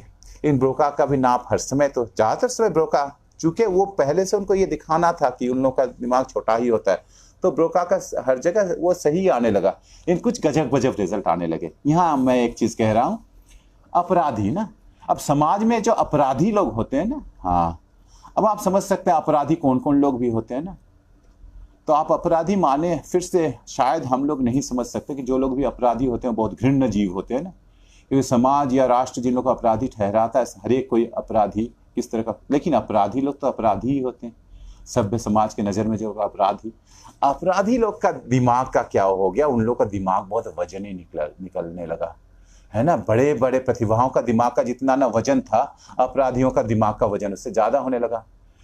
कुछ लोग बोला कि ये तो होना ही था, इन लोगों का दिमाग का वजन ज्यादा होना ही है, क्योंकि इन लोगों का दिमाग का वजन अगर ज्यादा हो गया तो उतना ज्यादा लेकर संभाल नहीं पाता था ना, उतना ज्यादा दिमाग लेकर करेगा क्या, संभाल नहीं पाया, अपराध कर बैठा। कुछ लोग इसको नहीं बोले नहीं ये बात सही नहीं है। असल बात क्या है कि अपराधी की मौत कैसे होती है, अपराधी थोड़ी ना पूरा जिंदगी में जिएंगे, अपराध करेंगे, पकड़ाएंगे, फांसी में लटका दो, उड़ा दो, तो वो एकदम नौजवानी में मर रहे हैं। और नौजवानी में आप जानते दिमाग एकदम पूर्ण विकसित है ना। बूढ़े में अगर कोई आदमी, जैसे मैं अब जब मरूंगा तो मेरा दिमाग साधारण रूप से मेरा जवानी का दिमाग से थोड़ा सा संकुचित हो गया ना। तो कुछ लोग कह रहे कि अपराधियों का दिमाग इसलिए बड़ा आकार का है या ये है क्योंकि वो नौजवानी में अधिकांश अपराधी मारे जाते हैं ना, हाँ, इसलिए उन लोगों का दिमाग बड़ा था। तो इसलिए अपराधियों का दिमाग का भी बात होने लगा और उसको लोग संभाल भी लिए ना। इससे मजेदार बात हो गया, अब जर्मनों का दिमाग का वजन ज्यादा होने लगा, फ्रांसीसियों का दिमाग का वजन। तो ब्रोका बोले कि नहीं ये तो बात सही नहीं है। क्या किया गया, तो ब्रोका देखे कि नहीं, उस समय फ्रांस के लोग ना, उन लोग का जो औसत आयु था वो जर्मनी के औसत आयु से ज्यादा था। ब्रोका को ले तो ऐसा हो ही सकता, जर्मन के लोग औसत आयु कम है, तो दिमाग जब पूरा बड़ा था, दिमाग तो उम्र के साथ थोड़ा सा उसका वजन घटता है, सिकुड़ जाता है, तो ये एक बात है। फिर वो बोले कि नहीं, जालसाजी भी तो हुआ ही होगा, हो सकता है जर्मन में लोग पुरुषों का केवल कर रहे हैं, मैं तो एकदम देखिए मैं महिलाओं का भी कर रहा हूँ, इन लोगों का कर रहा हूँ, सबका कर रहा हूँ। तो ब्रोका एकदम जबरदस्ती फिर दिमाग का ये को तब तक नहीं रुके जब तक वो प्रमाण नहीं कर दे कि जर्मनियों का दिमाग का वजन हो या आकार हो वो फ्रांसीसियों का दिमाग का आकार से कम होता है ना। हाँ, वो एकदम खींच के वहां कर दिया। लेकिन ब्रोका का रिजल्ट हर जगह मिलने नहीं लगा। आप जानते हैं, हाँ, जो लोग मैथमेटिक्स पढ़ते हैं, जो लोग फिजिक्स पढ़ते हैं, उन लोग के लिए एक बहुत बड़ा नाम है कार्ल फ्रीडरिश गॉस का ना।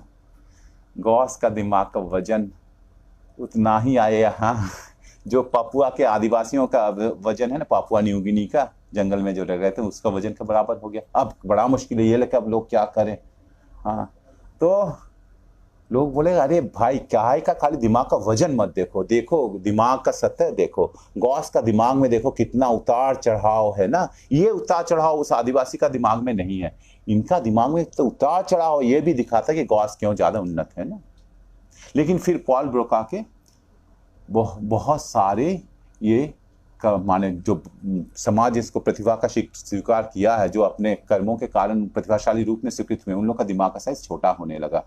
तो पॉल ब्रोका कहाँ रुकते, पॉल ब्रोका फिर भी बोले कि देखिए ये तो मानना ही पड़ेगा कि सारे लोग को हम लोग जिन लोगों को प्रतिभाशाली मानते हैं, वो चाहे बहुत बड़े प्रोफेसर भी बन गए, जालसाजी होंगे, इससे कुछ लोगों का तो कम आएगा। और ये मेरा ये वैज्ञानिक तरीका पता चला दिया कि वो लोग सच प्रतिभाशाली नहीं थे। तो ये थे पॉल ब्रोका ना। पॉल ब्रोका एक अध्याय को खत्म करता है ना, क्रैनियोमेट्री। हाँ, क्रैनियोमेट्री माने खोपड़ी का नाप या उसका अंदर का दिमाग का वजन, इसका बात होता है ना।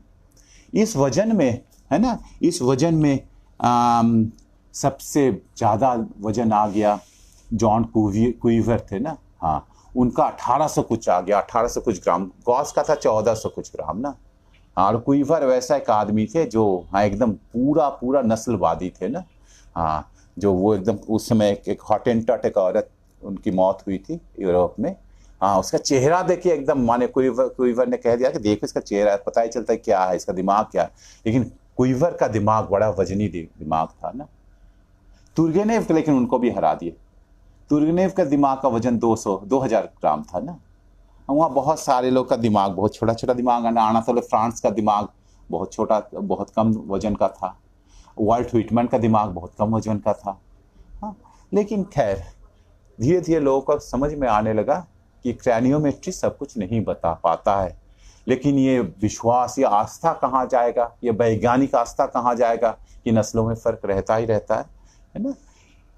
क्योंकि आप यहाँ देखिए मारिया मोंटेसरी का नाम लेते हैं, मारिया मोंटेसरी भी, हाँ ठीक है, उनका निश्चित रूप से शैक्षणिक किए में बहुत सारे योगदान है, लेकिन मारिया मोंटेसरी ब्रोका की बातों को मानती थी। वो अपने छात्रों का दिमाग को खोपड़ी नापती थी, खोपड़ियों नापती थी ना। वो मानती थी कि अपराधियों का दिमाग में कुछ गड़बड़ है, लेकिन उनके साथ मुश्किल हुआ था क्या कि औरतों का दिमाग छोटा दिमाग हो रहा था। मारिया मोंटेसरी इस बात को मानने वाली नहीं थी। मारिया मोंटेसरी इसका व्याख्या कैसे की? मारिया मोंटेसरी बोली कि ये मर्दों का दुनिया ना, जबरदस्ती वो लोग ऐसा दिखा दिए ना, ये ऐसा होता नहीं है, औरतों का प्रतिभा में कोई संशय नहीं करना चाहिए, मारिया मोंटेसरी का कहना था। माने हम ये कह रहे हैं, इससे मारिया मोंटेसरी का आप ये नहीं कीजिए, ये जो एक समझ, ये जो विश्वास, ये जो आस्था, ये जो बायस है ना, ये हर लोगों में पाया जाता है, वैज्ञानिक लोगों में भी पाया जाता है यहाँ। लेकिन हम बहुत सारे नामों के बाद एक, हम क्या आप 10-15 मिनट बात कर सकते हैं? चैट में कोई लिख दीजिए ना, मैं कह दे रहा हूँ। हाँ ठीक है, मैं थोड़ा सा बात कर रहा हूँ ना। यहाँ एक अच्छा नाम है, अल्फ्रेड बिने का नाम है ना, अल्फ्रेड बिने। हाँ, फ्रांसीसी थे, एक बहुत एमिनेंट साइकोलॉजिस्ट थे, है ना। अल्फ्रेड बिने ने ब्रोका का मेथड को अपनाया, खोपड़ियों को नापा, और चूंकि वो भी उसी से ग्रस्त थे ना शुरू में, माने होता इतना दिन से जो चलता आ रहा है, जो चीज़, जो धारणाएं चली आ रही है, वो भी ये मानते थे। शुरू में उनको वही चीज़ आया, वो रिजल्ट आया, हाँ फर्क आने लगा। लेकिन अल्फ्रेड बिने का जो सबसे अच्छा जो ट्रेड था, वो बोले कि ये ऐसा शायद इसलिए हो रहा है कि मैं एक धारणा से ग्रस्त होकर पहले से नाप रहा हूँ ना, और मैं अगर फुल्ली सचेतन होकर फिर नापूं तो फिर शायद रिजल्ट ऐसे नहीं आएगा। और अल्फ्रेड बिने ने फिर से बहुत सारे स्कूलों में गए और जाके खोपड़ी का नाप और सब कुछ किया। अल्फ्रेड बिने ने ये दिखा दिया कि ब्रोका का वो क्रैनियोमेट्री का ये का कोई माने नहीं है। हाँ, ये बात फिर से मैं एक चीज़ कह दे रहा हूँ, क्योंकि ये घमंड अभी भी बहुत लोग करते हैं ना, दिमाग का, मैं जैसे करता हूँ, मेरा दिमाग इतना बड़ा है, मेरा खोपड़ी इतना बड़ा है ना। खोपड़ी का साइज, दिमाग का साइज, दिमाग के कॉन्वोल्यूशंस, इंटेलिजेंस के साथ उसका कोई संबंध नहीं है। अभी तक माने जीव विज्ञान कोई प्रमाण नहीं पाया, ये साफ साफ जान लेना। इसलिए बेहतर मेथड खोजना था ना। और अल्फ्रेड बिने को अब ब्रोका का वो गलत ये पता चल गया। तो अल्फ्रेड बिने फिर दूसरा उपाय खोजे। अल्फ्रेड बिने बच्चों का शिक्षा लेकर बहुत चिंतित रहते थे ना, और ये बात सच है कि कुछ बच्चे, जिसको हम लोग आजकल कहते हैं ना मानसिक रूप से कुछ कमज़ोर, जो थोड़ा सा फिबल है ना, इनका ग्रोथ ठीक से नहीं हो पाया ना, कुछ निश्चित रूप से कुछ प्रॉब्लम है। तो अल्फ्रेड बिने ने एक स्केल बनाया ना, योग्यता का स्केल बनाया ना, कुछ टास्क है ना, कि किस एज में कौन बच्चा उस एज का किस टास्क को कर ले सकता है, कि यंग स्टेज क्या होना चाहिए ना, और स्केल बना रहे। हाँ, अब जैसे मान लीजिए कोई 10 साल का बच्चा का उसका मेधा को देखना है, उसका योग्यता को देखना है, तो क्या करते हैं अल्फ्रेड बिने उसको टास्क देते, एकदम सबसे कम एज का, मान लो 3 साल का एज से शुरू करें। 3 साल का एक बच्चा जिन टास्क को कर सकता है, अल्फ्रेड बिने उस टास्क को उसको दे दिए करने, वो ठीक से कर लिया। फिर 4था साल का वो कर लिया, 5वें साल वाला कर लिया, 6ठे साल वाला कर लिया, करते करते वो 10 साल का, जो उसका असल क्रोनोलॉजिकल एज है 10 साल, और अगर 10 साल का बच्चा के लायक जो टास्क वो कर लेता है, तो उसको IQ क्या हो गया, 100 हो गया ना। IQ उस समय नहीं आता, वो अपना ठीक है, उसका क्रोनोलॉजिकल एज और बिने ने कह रहे हैं मेंटल एज, वो दोनों समान है ना, समान है। किसी का ज़्यादा भी थोड़ा सा हो सकता है, वो हो सकता है 10 साल का बच्चा 12 साल का योग्यता का बच्चा का काम भी कर ले रहा है ना। तो फिर वो फ़र्क को अल्फ्रेड बिने ने निकालते थे ना।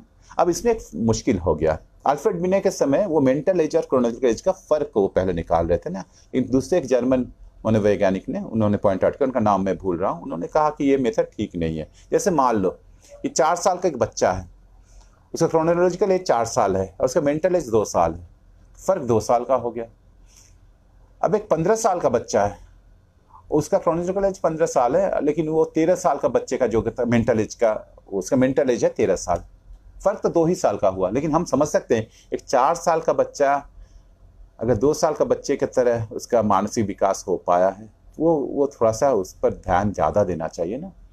तो वो दूसरे ये जो कहे वो बोले कि नहीं भाई, हाँ घटाना नहीं चाहिए ना। आप क्या कीजिए, मेंटल एज को आप क्रोनोलॉजिकल एज से भाग दीजिए ना, भाग दीजिए और परसेंटेज बेनिफिट निकाल लीजिए। इसी तरह से आईक्यू का, इंटेलिजेंस क्वोशिएंट का बात आया ना, इंटेलिजेंस आईक्यू जो हम लोग कहते हैं, आईक्यू इसी तरह से आया ना, इंटेलिजेंस क्वोशिएंट, मेंटल एज हाँ बटा क्रोनोलॉजिकल एज है ना, और इंटू 100%। तो इतना आ गया, इतना हो गया ना उसको, नहीं तो पॉइंट में आएगा बहुत मुश्किल होगा ना आईक्यू। लेकिन विनय का बात हम लोग इसलिए कर रहे हैं और करना बहुत ज़रूरी है कि विनय ने इसे कभी भी एक एक छाप के रूप में नहीं, दाग नहीं दे रहे बच्चों को। विनय कह रहे हैं कि ये हाँ सामान्य बच्चों के लिए ज़रूरत भी नहीं है ना। ये उन लोगों के लिए हम लोग को थोड़ा सा जानने का उपाय होना चाहिए कि जो बच्चा का मानसिक विकास था, जिसको सहायता का जरूरत है। विनय ये मानते थे कि सबको अगर हाँ थोड़ा सा अच्छे से मौका दिया जाए, उसके लिए अलग तरह से शिक्षा का व्यवस्था किया जाए, सभी का मेंटल एज को बढ़ाया जा सकता है ना। कुछ लोगों का सहायता का जरूरत है। किन लोगों का सहायता का जरूरत है वो जानने के लिए विनय ने ये किया था। विनय कदापि इसको नहीं मानते थे कि ये कुछ ऐसा चीज है हाँ जो आपका हैसियत को, मानसिक हैसियत को नाप सके। हाँ विनय इसके लिए हमेशा कोशिश करते थे, इसके लिए हमेशा लड़ते रहे, है ना। हाँ लेकिन ये बात अब हाँ विनय के पास नहीं रहा, ये अब चला गया उस महान देश अमेरिका में चला गया ना। हाँ अमेरिका महान देश फिर हम व्यंग नहीं करें, लेकिन अभी यहाँ से तो कितने सारे बच्चे अभी जो आईआईटी का बच्चे हाँ जो अभी बहुत जिन लोग का आईआईटी का परीक्षा देना ही देना है तो एकदम परेशान है, उन लोग का एक साल नष्ट हो जाएगा। बाकी सारे बच्चों का जो लोग सरकारी स्कूलों में पढ़ते हैं उन लोग का क्या, उन लोग का इस साल का कोई हैसियत थोड़ी ना, वो तो हीन दर्जे के है ना। बाकी लोग का जिन लोग का विदेशों में जाना ये जाना है ना, हाँ यूएस में जाना है, उन लोग का एक साल खत्म हो जा रहा है ना, तो बहुत मुश्किल है। और भी इसके पीछे बहुत सारे कारण हैं।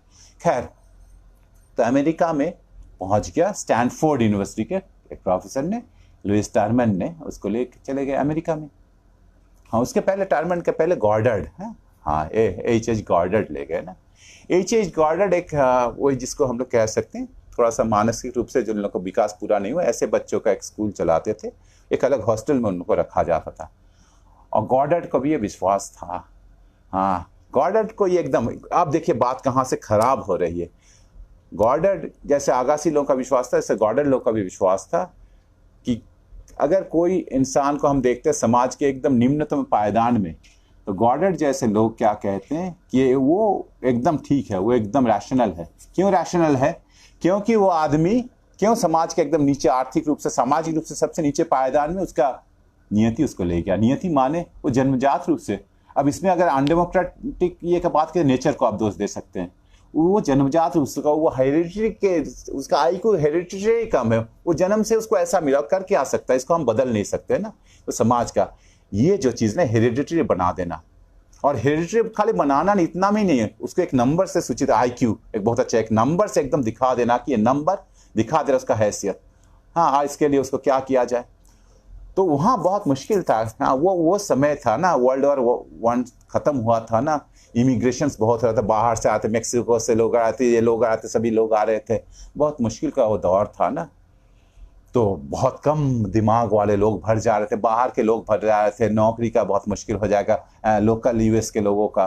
तो हावर्ड ने एक बहुत अद्भुत शब्द निकाला ना, जो शब्द हावर्ड के पहले किसी ने निकाला था, मोरॉन। हावर्ड के समय तब हो गया क्या, 3 स्तर में बढ़ गया। क्या है? सबसे नीचे है इडियट, मेंटल एज शायद हमारे साइकोलॉजिस्ट लोग बाद में हमको सुधार देंगे, शायद उन लोग का मेंटल एज शायद 3 या वो ऐसा कुछ होगा। आप इडियट के कुछ ऊपर के हैं तो इम्बेसाइल आप हैं, और इम्बेसाइल से ऊपर हैं तो आप मोरॉन हैं। अब हावर्ड को इस मोरॉन लोगों के साथ बहुत प्रॉब्लम हो गया ना। वो क्या, देखिए इडियट और इम्बेसाइल लोगों से कोई ऐसा खतरा नहीं है ना, क्योंकि इडियोसी जो है ना, वो जो हेरिडिटरी जो चीज़ है, आईक्यू बहुत लो ये आईक्यू ना, वो मेंडल का सहारा लिए, वो बोले ये एक रिसेसिव ये है ना, रिसेसिव ट्रेट है, ये अगले पीढ़ी में ही जाएगा, ऐसा कोई जरूरत नहीं, उतना सोचना नहीं है, ज़्यादा वो पीढ़ी चला भी नहीं पाएगा, वो तो वहाँ हो गया, बेचारा करेगा क्या। मोरॉन लोग से बड़ा खतरा है। लेकिन इसमें एक पॉलिटिकल इंटेंट था। असल बात क्या है, लोग ये मान लेते थे हाँ कि ये जो इडियट्स हैं, इम्बिसाइल्स हैं, लो आईक्यू वाले, वो क्यों है, वो समाज में लोगों का जरूरत है ना भाई। कौन मशीन चलाएगा, कौन सारे हाथ का काम करेगा, कौन मेहनत करेगा, शरीर का मेहनत कौन लोग करेगा। इसलिए आप इडियट इम्बिसाइल को तो हटा नहीं सकते। हाँ तो हार्वर्ड कैसे उन लोग को हटा देते नहीं, लेकिन हार्वर्ड को मानते थे कि इन लोग का तो कुछ अपने है, कुछ ऊपर कंट्रोल ही नहीं है। हाँ, ये लोग अपने को संभाल भी नहीं पाएंगे। और मोरोन लोग से क्या खतरा था? मोरोन लोग से खतरा था कि मोरोन लोग भी तो मोरोन ही है, पूरा इंटेलिजेंट तो है नहीं। तो मोरोन जब किसी के साथ मिलकर बच्चा पैदा करेगा तो क्या करेगा? वो बच्चा भी तो ऐसा ही होगा, वो बच्चा भी मोरोन होगा। धीरे धीरे अमेरिका का जो महान देश है ना, वो एकदम निर्बोध लोगों से भर जाएगा, मोरोन से भर जाएगा ना। हार्वर्ड सीधा सीधा तो नहीं कर सकते थे कि इन लोगों को स्टरलाइज कर दो, जबकि उस महान देश में ये भी हुआ है ना। हाँ, 90 हम उस कहानी के एकदम अंत में आ जाएंगे ना। हाँ, हार्वर्ड को मोरोन से सबसे ज्यादा मुश्किल था। खैर, उसके बाद जो नाम हम लोग जिनका नाम कर रहे थे वो है लुईस टर्मन ना। लुईस टर्मन स्टैनफोर्ड के प्रोफेसर थे। स्टैनफोर्ड के प्रोफेसर ने स्टैनफोर्ड से उन्होंने शिक्षा पाई थी, और वो बिने के स्केल को स्टैनफोर्ड बिने का स्केल में हो गया। अब हम लोग जो भी आईक्यू का स्केल का जानते हैं ना, स्टैनफोर्ड बिने आईक्यू का स्केल है, एकदम स्टैंडर्ड स्केल है ना। टर्मन के समय में कुकुर मुत्ते की तरह मेंटल टेस्ट के लिए प्राइवेट सब एजेंसीज खड़े हो गए ना, एकदम सस्ता में करा लो मेंटल टेस्ट। हाँ, टर्मन एकदम फैला दिए। हाँ, इस बात को एकदम ये करने के लिए कि देखो भाई, ये चाहे जितना भी कर लो, एक नंबर है, एकदम एक नंबर है। जो नंबर क्या करता है, आपका हैसियत को दिखा देता है। और आपका हैसियत आपको पता ही चल जा रहा है, आप बाद में क्यों परेशान होंगे? ज्यादा पढ़ाई वढ़ाई मत कीजिए, आपके लिए जो काम है वो आप काम कर लीजिए। आपको समाज अगर नीचे रखा है तो आप क्या कर दीजिएगा? आप जन्म से वैसा है, उसमें हम लोग का क्या दोष है ना। टर्मन ने ये किया, उससे भी भयावह काम किया। फिर यर्क्स ने क्या किया? फौज में इमिग्रेंट्स बहुत आ रहे थे, बाहर से भी आ रहे थे, तो फौज में यर्क्स ने क्या किया? 2 तरह का टेस्ट, अल्फा टेस्ट और बीटा टेस्ट करवा दिया। और अल्फा टेस्ट और बीटा टेस्ट में क्या हो गया? वो करीब 18 लाख लोगों का, 17.5 लाख लोगों का टेस्ट करा दिया ना। और जो टेस्ट करा के दिखाना था, ये टेस्ट बहुत ही आप समझ नहीं सकते हैं। जो मान लीजिए आप मेक्सिको से आए, आप स्पेनिश बोलते हैं, आपको जो टेस्ट है खट इंस्ट्रक्शन, ये करो, सारा कुछ अंग्रेजी में करो, समझिएगा कि क्या करेगा ना। वो 2 तरह का स्केल रखते हैं, अल्फा स्केल में आपको सवाल दिया जाएगा, लिखित सवाल दिया जाएगा। बीटा वाले तो थोड़ा सा ऐसे ही है, बीटा लोगों को कैसा टेस्ट मिलेगा, उन लोगों को चित्र में दिया जाएगा, लेकिन इंस्ट्रक्शन वगैरह ऐसे दिया जाएगा, कुछ कर भी नहीं सकता है ना। और ऐसा कैसा क्वेश्चन आता जानते हैं? ऐसा क्वेश्चन आता था, बोला तो भाई, एक निग्रो का कै ठो पैर होता है? 4 ठो के होता है कि 7 ठो होता है कि 3 ठो होता है कि 2 ठो होता है? बोलो। तो वो किसी का उसका ससुर कौन था, ससुर का पोता कौन था, ससुर का फुफेरा भाई कौन था, ऐसा क्वेश्चन आता था, सेंटेंस टेस्ट होता था। माने फिर ये एस्टैब्लिश करना था ना, because they have got a number, Stanford बिने आईक्यू, वो नंबर से लोग दिखा सकते थे ना। ये जो आईक्यू पर ये लोग इतना जोर देते थे, इसमें 2 नाम है। वो नाम फिर हम लोग को ले जाता है इंग्लैंड में ले जाता है। वो है, एक है आपका चार्ल्स स्पीयरमैन और एक है सर सिरिल बर्ट ना। चार्ल्स स्पीयरमैन भी बहुत पहले से उनका दिमाग, ये दोनों ही क्या थे? चार्ल्स स्पीयरमैन पहले साइकोलॉजी के प्रोफेसर थे, बहुत एकदम सीनियर प्रोफेसर थे ना। और उसके बाद चार्ल्स स्पीयरमैन के बाद सिरिल बर्ट उस पद में गए ना। चार्ल्स स्पीयरमैन भी यही चीज मानते थे, बहुत तरह से टेस्ट करते थे, लेकिन वो टेस्ट सही तो वो एक नया तरीका निकाले, जो ठीक वो नहीं निकाले दूसरे क्षेत्र में। पियर्सन का आप बहुत समय रिग्रेशन का फॉर्मूला जानते हैं, आर से दिखाया जाता है ना, कोरिलेशन दिखाने के लिए पियर्सन फॉर्मूला, बहुत लोग जो लोग स्टैटिस्टिक्स पढ़ते हैं वो लोग तो जानते हैं ना। चार्ल्स स्पीयरमैन का क्या काम था? चार्ल्स स्पीयरमैन उसी चीज को मेधा के साथ जोड़ दिए, और वो एक नया पद्धति निकाली स्टैटिस्टिक्स का पद्धति, फैक्टर एनालिसिस ना। और वो बहुत अच्छे से फैक्टर एनालिसिस से फैक्टर्स में बांट कर फिर उससे एक जनरल इंटेलिजेंस का एक नंबर निकाले, जिसको जी कहते हैं, स्पीयरमैन्स जी है ना, जनरल इंटेलिजेंस ना। और वो वी गॉट द नंबर। अब इस नंबर से क्या करेगा? आप किसी आदमी का हैसियत का एकदम दिखा दे सकते, तो तुम्हारा हैसियत ये है, अब तुम्हारा समाज में तुम ये करोगे तो उसमें तुम अभियोग नहीं करना, स्पीयरमैन्स जी। वो समय था कि साइकोलॉजी को लोग और सब साइंस के साथ एक तरह का दर्जा अभी भी बहुत लोग देने में हिचकिचाते हैं। और स्पीयरमैन के समय में स्पीयरमैन को भी इसका एहसास था। स्पीयरमैन को जी जब मिल गया जनरल इंटेलिजेंस, तो स्पीयरमैन को लगा कि ये तो एकदम रियल चीज है, ये है ही है, ये एक नंबर है, एकदम निश्चित रूप से एक निश्चित वस्तु है ये, और उसका एकदम दिमाग में जगह है। लेकिन स्पीयरमैन का जी का दिमाग में जगह कहाँ है? तो वो किसका बात किए, वो बोले कि देखिए भाई ये जो जी है ना, जनरल इंटेलिजेंस है ना, ये एक्चुअली है क्या, ये एक तरह का एनर्जी है, मेंटल एनर्जी है, दिमाग में भरा हुआ रहता है ना, और बहुत सारे इंजन है, एस फैक्टर वो लोग को क्या है ना, उस इंजन को चलाता है जनरल मेंटल एनर्जी ना। हाँ, वो इतने खुश थे, और दोनों ये स्पीयरमैन और ये इंसान थे, इसलिए कह रहे वैज्ञानिक थे। स्पीयरमैन और ये दोनों ही बहुत ज्यादा उद्धत थे, बहुत ज्यादा घमंडी थे, अपने बात को रखने में कौन लोग को ये नहीं रहता था ना। स्पीयरमैन कह रहे हैं कि अब तो ये तो कोपरनिकस का रिवॉल्यूशन हो गया मनोविज्ञान का दुनिया में ना, अब हम लोग को वो मिल गया। अब फिजिक्स वाले क्या कहेंगे, हम लोग का भी ये एकदम विज्ञान के रूप में स्थापित हो गया, मनोविज्ञान विज्ञान के रूप में स्थापित हो गया ना। ये जी है ना, ये जी मेंटल एनर्जी है ना, ये एकदम। लेकिन इन लोग में मुश्किल क्या था स्पीयरमैन के साथ और सिरिल बर्ट, इसका आगे भी स्पीयरमैन खुल्लम खुल्ला एकदम नस्लवादी के रूप से चीजों को दिखाना नहीं चाहा ना। हाँ, वो चीजों को ढक के रखा।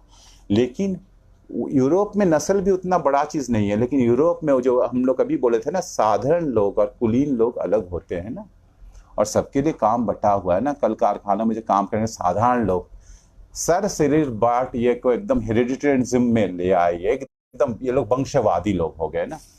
उन लोग को अब एक नंबर मिल गया जिससे आप इंसानों को एक रैखिक ये में पैमाने, एक सिंगल नंबर से जांच सकते हैं ना। वो नंबर से उसका दर्जा तय हो गया, कहाँ उसका दर्जा होगा, और एकदम खुल्लम खुल्ला कह देते कि देखिए भाई, एकदम साफ ये बात है कि ये नंबर है, ये वही नंबर है जो इंसान का ये हैसियत तय कर देता है ना। ये जो वंशवाद है ना, इसमें दोष है ना। हेरिटेबिलिटी का एक जो बात है ना, ये लोग क्या कहते हैं कि हेरिटेबल अगर हो सकता है, हेरिटेबल हो ही सकता है, आईक्यू हेरिटेबल। देखिए हम लोग जीव हैं, हम लोग का जो भी चारित्रिक विशेषताएं हैं वो हेरिटेबल होते ही होते हैं। तो आईक्यू अगर हेरिटेबल हुआ, इसमें कोई दोष नहीं है। लेकिन हेरिटेबल को वो लोग क्या कर दिए, ये जो सबसे जो गलत काम ये लोग किए, ये हेरिटेबिलिटी को इनएविटेबिलिटी के साथ जोड़ दिए। इम्यूटेबल जो अपरिवर्तनीय है, ये एकदम इसको कोई बदल नहीं सकता, एकदम लकीर है, ये लकीर खींच दिया गया, हो गया, प्रकृति खींच दिया, आप ऐसे लेके जन्म लिया है ना। ये बात हो नहीं सकता है ना।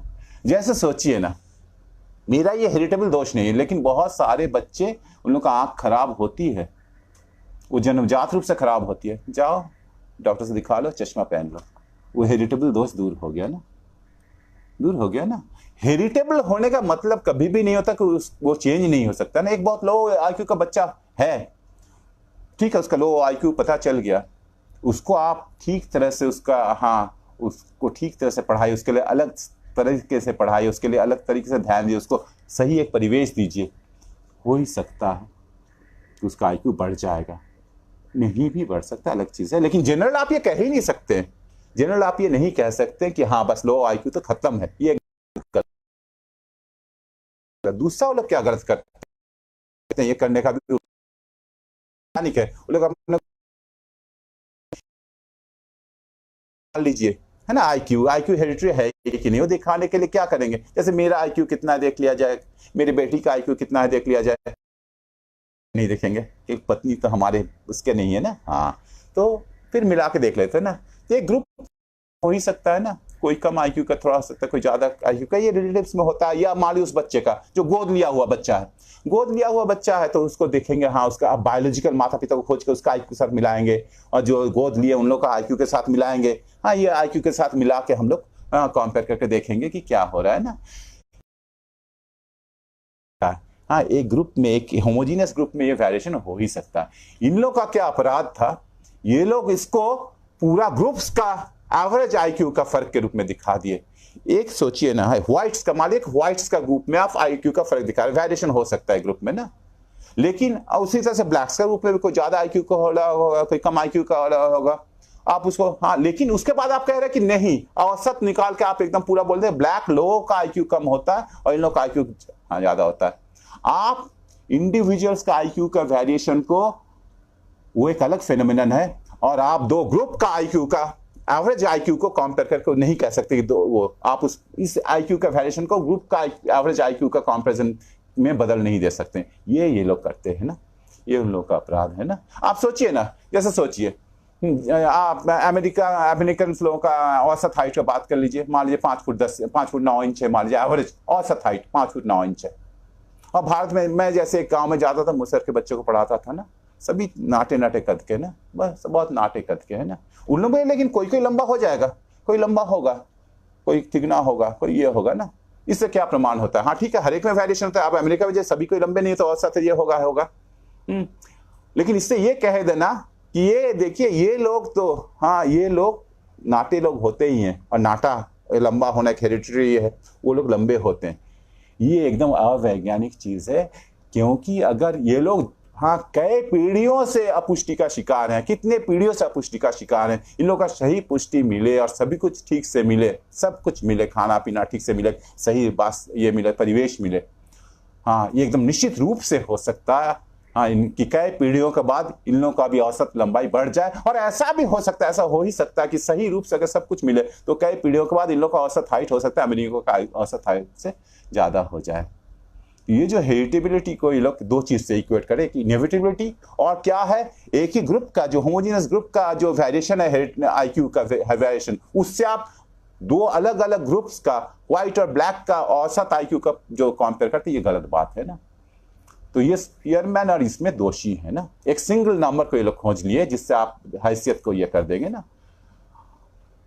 तो उसके बाद अमेरिका में थर्स्टन आते हैं, ये 1930s की बात है। हाँ वो जो डिप्रेशन का बाद, हाँ वो जो मंदी जिसको पहले, अब तो हम लोग उससे आदी हो गए, उससे भी बड़ा बड़ा मंदी में अब हम लोग गुजर रहे हैं, लेकिन वो मंदी का ऐतिहासिक मंदी पहले था ना। कुछ साल पहले भी हम लोग जब भी मंदी का बात करते हैं, हम लोग होते 1930 का मंदी का बात करो। थर्स्टन उस समय क्या अमेरिकी है ना, थर्स्टन को स्पीयरमैन का जी पर विश्वास ही नहीं था। थर्स्टन कह रहे थे एक सिंगल ये हो ही नहीं सकता, इंसान का आप मेधा को, इंसान का बुद्धिमत्ता को आप मेजर कीजिएगा, उसका बहुत आयाम है ना, बहुत आयाम है। थर्स्टन ने 7 आयामों का बात किया है ना, 7 आयामों का, और वो वही फैक्टर एनालिसिस को यूज किए, वो वेक्टर्स का बात, वेक्टर्स ऑफ माइंड्स का बात किए, इधर वेक्टर अलग अलग आयाम के लिए ना। और वो फैक्टर एनालिसिस से केवल एक्सिस को अलग करके चुन के दिखा दिए कि स्पीयरमैन का जी गायब हो गया, जी मिला ही नहीं, खाली एक्सिस के हेर फेर से ना। एक्चुअली ये जो जी है या वो जो फैक्टर्स है ना, ये मैथमेटिकल एब्स्ट्रैक्शंस है ना। ये लोग क्या किए, जो लोग ये लोग क्या किए, स्पीयरमैन किए, और इसमें ये लोग भी थर्स्टन भी किए, ये लोग क्या किए, इसको एक असल वस्तु मान लिए। इसको हम लोग क्या कहते हैं, रीइफिकेशन। माने क्या हो गया, होता है क्या, ये एक जनमानस है, कोई एक नाम आप डाल दीजिए, कोई नाम जब मिल गया, लोग उस नाम के पीछे एक वस्तु को कल्पना कर लेंगे, उसका एकदम स्वतंत्र अस्तित्व का कल्पना कर लेंगे। और अगर ऐसा कोई वस्तु नहीं मिला जिसको उस नाम से पुकारा जा सके, तो लोग क्या कर देते हैं, लोग बोलते थे ये बहुत ही रहस्यमय है, उस रहस्य का जाल का पीछे वो वस्तु है, उसको देखना बहुत मुश्किल है, उसके लिए हम लोग को बहुत मुश्किलें उठानी पड़ेगी ना। इसको कहते हैं रीइफिकेशन ना। हाँ इसको हम लोग कह सकते हैं एक तरह से तथास्तु ना। हाँ ठीक है, ये है, हाँ ऐसा ही हो, ये है। तो स्पीयरमैन और ये लोग इसके दोषी है, रीइफिकेशन के दोषी है ना, जिसका कोई जीव वैज्ञानिक आधार नहीं है, दिमाग में आप कहीं नहीं खोज सकते जहां इसका जी ज्यादा वाला हिस्सा ये है, ये उभार में वो जीव है, उसका उस उभार में जी है, ये मेंटल एनर्जी है, ऐसा कुछ नहीं है। ये लोग इसके दोषी हैं, ये लोग इसको रीफाई कर दिए ना, रीफाई कर दिए। हाँ ये रीइफिकेशन दोषी है, हाँ जिसका कोई ये रियल वस्तु नहीं है। इसमें दो तरह का चीज काम करे, एक साइकोलॉजी को एक विज्ञान के रूप में, मजबूत विज्ञान के रूप में स्थापित उस समय करना था, वो एक काम था, और दूसरा चीज है वो जो फिजिक्स के साथ, ये फिजिक्स का दर्जे वाला हो गया है ना, ये भी था रीइफिकेशन। और ये लोग एकदम मानते थे, ये लोग मानते थे कि एक रियल चीज है ना, और ये चीज चलता रहा। इस कहानी में एक नाम हम लोग को करना ही करना होगा, आर्थर जेनसन का नाम करना होगा ना। ये कब का, 1979 का है आर्थर जेनसन फिर से इसको रीएस्टैब्लिश कर दिया, स्पीयरमैन जी को ना रीएस्टैब्लिश कर दिया, और बोले कि एकदम ऐसा ही है, और इसी से तो तय होता है कि हाँ भाई समाज में दर्जा क्या है, काले लोग का आईक्यू इतना है, ये लोग का। और जेनसन तो इससे भी आगे बढ़ गए। जेनसन कहाँ आगे बढ़ गए, हाँ टर्मन का और एक बात भूल गए, टर्मन का समय तो लोग थे आईक्यू वाले। अब टर्मन लोग करते क्या, टर्मन बोले कि हम लोग का पहले भी तो बहुत प्रतिभाशाली लोग आए हैं, तो 1000 लोग को लोग खोज लिए, जो लोग मर गए हैं उन लोग का भी वो लोग आईक्यू तय कर दिए ना। कैसे, उनका बचपन कैसा बीता था, डाटा कलेक्ट करे, वो कैसे थे, क्या थे, आप जानते हैं। उसमें डार्विन को कितना मिला, डार्विन को मिला 135 आईक्यू। और गाल्टन को कितना मिला? जॉन सर फ्रांसिस गाल्टन को 200 आईक्यू मिला ना। हाँ, कोपर्निकस का भी वो लोग आईक्यू निकाल दिए। कोपर्निकस को कितना आईक्यू था पता है आपको? पता होना चाहिए, 105 है ना। मिगुएल सार्वाते का डॉन कीहोते लिखने हैं उनका 105। फैराडे का कितना था? 105। लेकिन वो लोग फिर A1 और A2 आईक्यू का बात करते हैं। A1 था बचपन में टीनेज के लिए, और A था फिर उसके बाद से शुरू करके 23 साल या कुछ साल तक का ना। A2 में फैराडे को थोड़ा सा ज्यादा मिला, 150। फिर भी वो जॉन गाल्टन का सामने का नहीं है ना। तो ये लोग वो भी काम करते थे। और ये लोग ये डेटा कैसे, बहुत लोगों का डेटा मिलता नहीं था, तो तब उन लोग का एक बहुत बहुत बहुत ही मजबूत एक पद्धति था, जो जिनकी मौत है तो उनका आईक्यू कैसे निकाला जाए, गेस। तो उनका आईक्यू ऐसा होना चाहिए। हाँ, जोनाथन स्विफ्ट का, जो गालिवर्स ये लिखे हैं, तो जोनाथन स्विफ्ट का बचपन से पता चलता है कि बचपन में अपने अध्यापकों का बात बहुत नहीं मानते थे। तो अध्यापकों का बात नहीं मानते, ये तो एकदम एक क्रिमिनल ट्रेट है।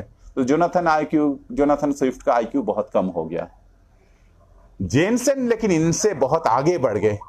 जेनसेन बोल दिया कि ये देखो, जो इंटेलिजेंस, ये जी है ना, ये जी केवल इंसानों का है नहीं, ये जी तो सभी जीवों का है। वो कहां से? अमीबा के शुरू कर दिए कि अमीबा का जी सबसे कम है, उसके बाद अर्थवर्म है, उसके बाद टर्माइट है, उसके बाद ये है, उसके बाद ये है, उसके बाद पिजियन है, उसके बाद चूहा है, उसके बाद मंकी है, उसके बाद आदमी है।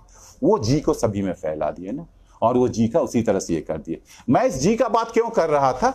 बहुत लोग कहते हैं कि आईक्यू लेकर आप बात क्यों करते हैं? आईक्यू तब बहुत लोग नहीं मानते हैं, और सच नहीं मानते हैं। लेकिन ये आईक्यू ऐसे ही नहीं मानते बोलने से नहीं होता, बार बार इसका अवतार चला आता है ना। 1994 में एक आया मारे और हर्नस्टाइन का बेल कर्व फिर वैसा ही आया, एकदम फिर से वो स्पीयरमैन का जी को उखाड़ के ले आया ना। वो दिखा दिया कि काले लोगों का और गोरे लोगों का बीच में 15 पॉइंट का आईक्यू में फर्क है। हाँ, उसका 2 भाग है। एक भाग तो वही कहता है, क्या है कि देखो भाई, अगर कोई मान लो बाई एक्सीडेंट कोई आदमी एक ठीक है अमीर परिवार में ही पैदा हो गया, समाज के ऊंचे पायदान में है, या उसको कुछ कहीं से कोई गोद ले लिया बहुत अमीर आदमी, वो हाँ ठीक है, उसका मेधा तक बात है, वो ऐसे ही उस समाज के ऊपर। और समाज के नीचे भी तबके के बहुत है, हाँ उन लोग का बहुत टैलेंटेड होंगे, लेकिन हैसियत नहीं कि टैलेंट को प्रकाश करें।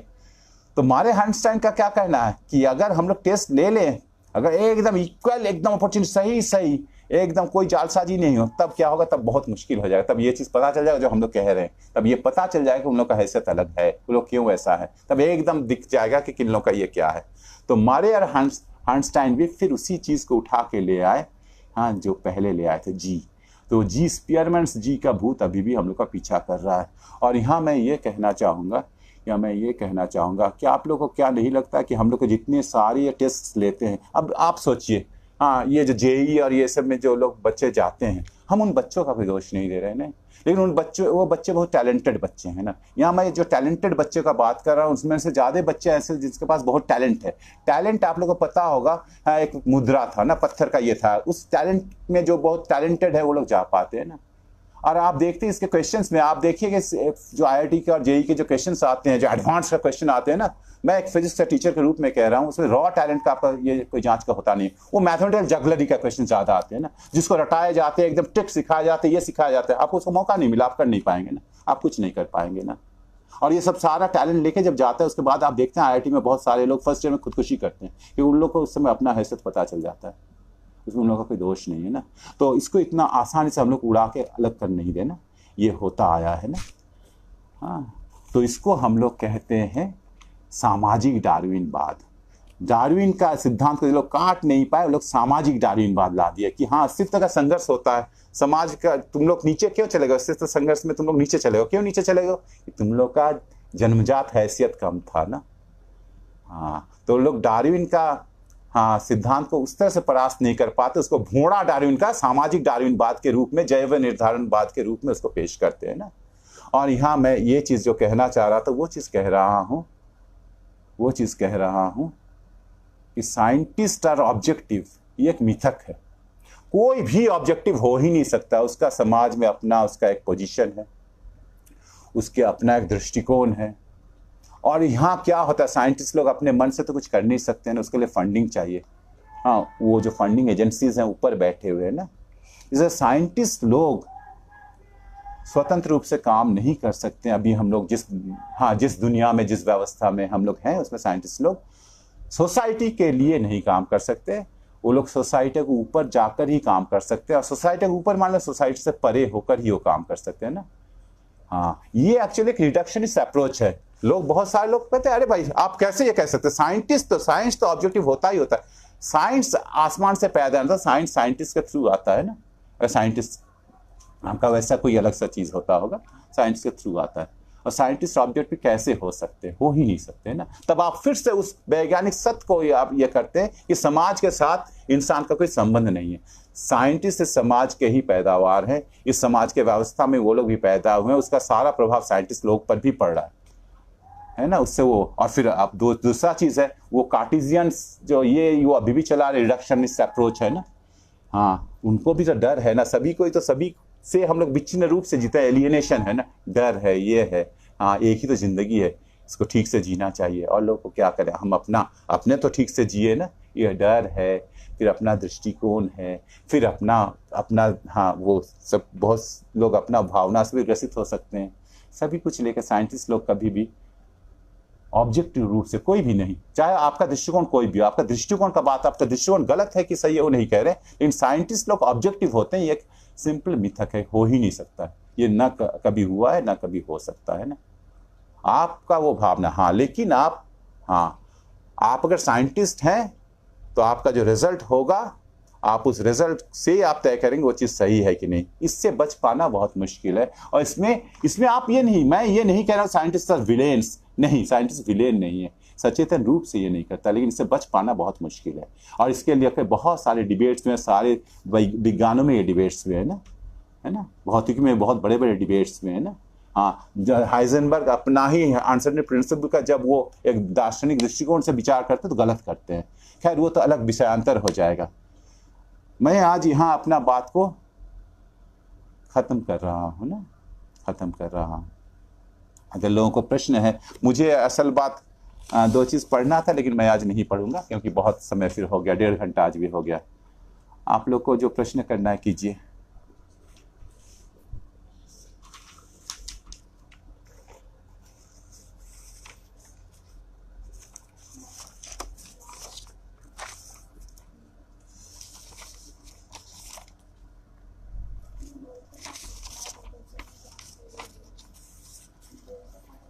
अच्छा, ठीक है।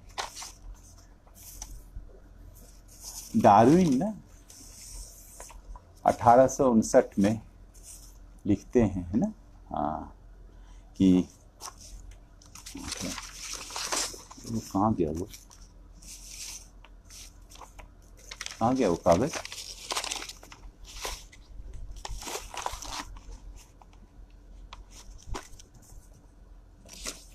ठीक है, मुझे वो याद है डार्विन ने क्या कहा था ना। डार्विन कहते हैं कि अगर हमारे गरीबों का दुर्दशा, डार्विन उस समय स्लेवरी को देखे थे, गुलामों का दुर्दशा को उन्होंने देखा था। हाँ, उनके जो यात्राएं ना, बहुत लंबी लंबी यात्राएं की थी ना। डार्विन कहते हैं कि हमारी गरीबों की दुर्दशा के पीछे अगर प्रकृति के नियम काम नहीं कर रहे हैं, प्रकृति का नियम वो कारण नहीं है जिसके कारण गरीब लोग इस दुर्दशा में जी रहे हैं, गुलामी में जी रहे हैं, उसके पीछे अगर हमारे बनाए हुए संस्थाएं, हमारे इंस्टीट्यूशंस हैं, तो हम लोग का पापों का घड़ा भर चुका है ना। हम लोग का पाप अपरिसीम है, हम लोग का गुनाहों का कोई और अंत नहीं है। Great is our sin, Darwin ने ये कहा था ना। उसके बाद 160 साल बीत गया ना। अब पाप का आजकल इस जमाने में तो ना, पापों का घड़ों को बनाना भी बहुत आयत में बन रहा है, डिमांड बहुत ज़्यादा हो गया ना। बड़े बड़े पाप के घड़े बन रहे हैं आजकल, भर भी जाते बहुत तुरंत, बहुत अधिक संख्याओं में भर रहे हैं ना। जिस चीज़ के लिए मैं आप लोग से बात करना, मैं यहाँ जो आप लोगों से बात कर रहा हूँ, मेरे बातों में बहुत सारी भ्रांतियाँ हो सकती हैं, और मैं उसको मान भी ले सकता हूँ, लेकिन मैं इन बातों को इस तरह से इसलिए कर रहा हूँ, मैं ये चीज़ कहना चाह रहा हूँ कि हम लोग जब तक लोगों के बीच में इस वैज्ञानिक प्राधिकार को फैला नहीं पाए, जैसे मैं अभी बेल कर्व का बात किया, मैं अभी स्पीयरमैन जी का बात किया, उसमें गलती क्या था ये हम और आप जाके जांचना बहुत मुश्किल है। हम लोग उस मैथमेटिक्स से डर कर भाग चले आएंगे, फैक्टर एनालिसिस समझना बहुत मुश्किल है। हाँ, ये मारे और आइंस्टाइन ने मल्टीपल रिग्रेशन का बात किया, आर का बात किया, हाँ वो दूसरा चीज़। आप ये मल्टीवेरिएट्स का ये कोरिलेशन समझना मैथमेटिक्स बहुत मुश्किल है ना। आपको वो चीज़ जान के उसको उस गलती को पर्दाफाश करना पड़ेगा ना। ये स्टीफन जे गोल्ड ने किया है ना। हाँ, उनकी एक बहुत प्रसिद्ध किताब है, प्रसिद्ध कहाँ है, बहुत लोग नाम ही नहीं सुना, क्योंकि ये किताबें सामने तो बहुत ज़्यादा आएंगी नहीं ना। Miss measure of man, miss measure of man ना, इंसान को गलत तरीके से, कि इंसान को कैसे नापा जा रहा है ना। और ये चीज़ हम लोग कह दें कि इस दुनिया में जो प्रजाति जिसको हम लोग होमो सैपियंस सैपियंस कहने, एकमात्र प्रजाति है, और निस्संदेह रूप से ये कहा जा सकता है कि इस प्रजाति में कोई जीनगत भिन्नता, जिस माने बहुत भयानक रूप से कोई जीनगत भिन्नता नहीं है। नस्ल का कोई जीन नहीं होता है। लेवेंटीन ने 1972 में अपने रिसर्च में दिखा दिया।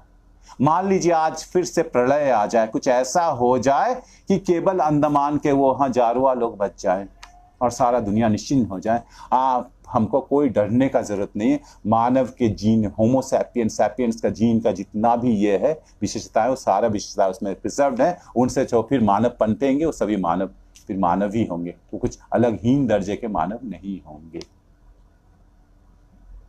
ये तो 1970 में ही निकल गया था कि सारे इंसान की ये, हाँ सारे जिसको हम लोग प्रजाति कहते हैं, या हमने सॉरी प्रजाति पर जो नस्ल कहते हैं, रेसेस कहते हैं, वो कुछ है नहीं, वो सारे कोई अफ्रीका से आए हैं। लेकिन फिर भी ये मान्यताएं तो रह गई। और आप ये समझ के रखिए कि ये आईक्यू, और ये आईक्यू नहीं रहेगा तो दूसरा कोई नंबर आएगा, क्रैनियोमेट्री नहीं रहेगा तो इससे भी और बेहतर कुछ आएगा।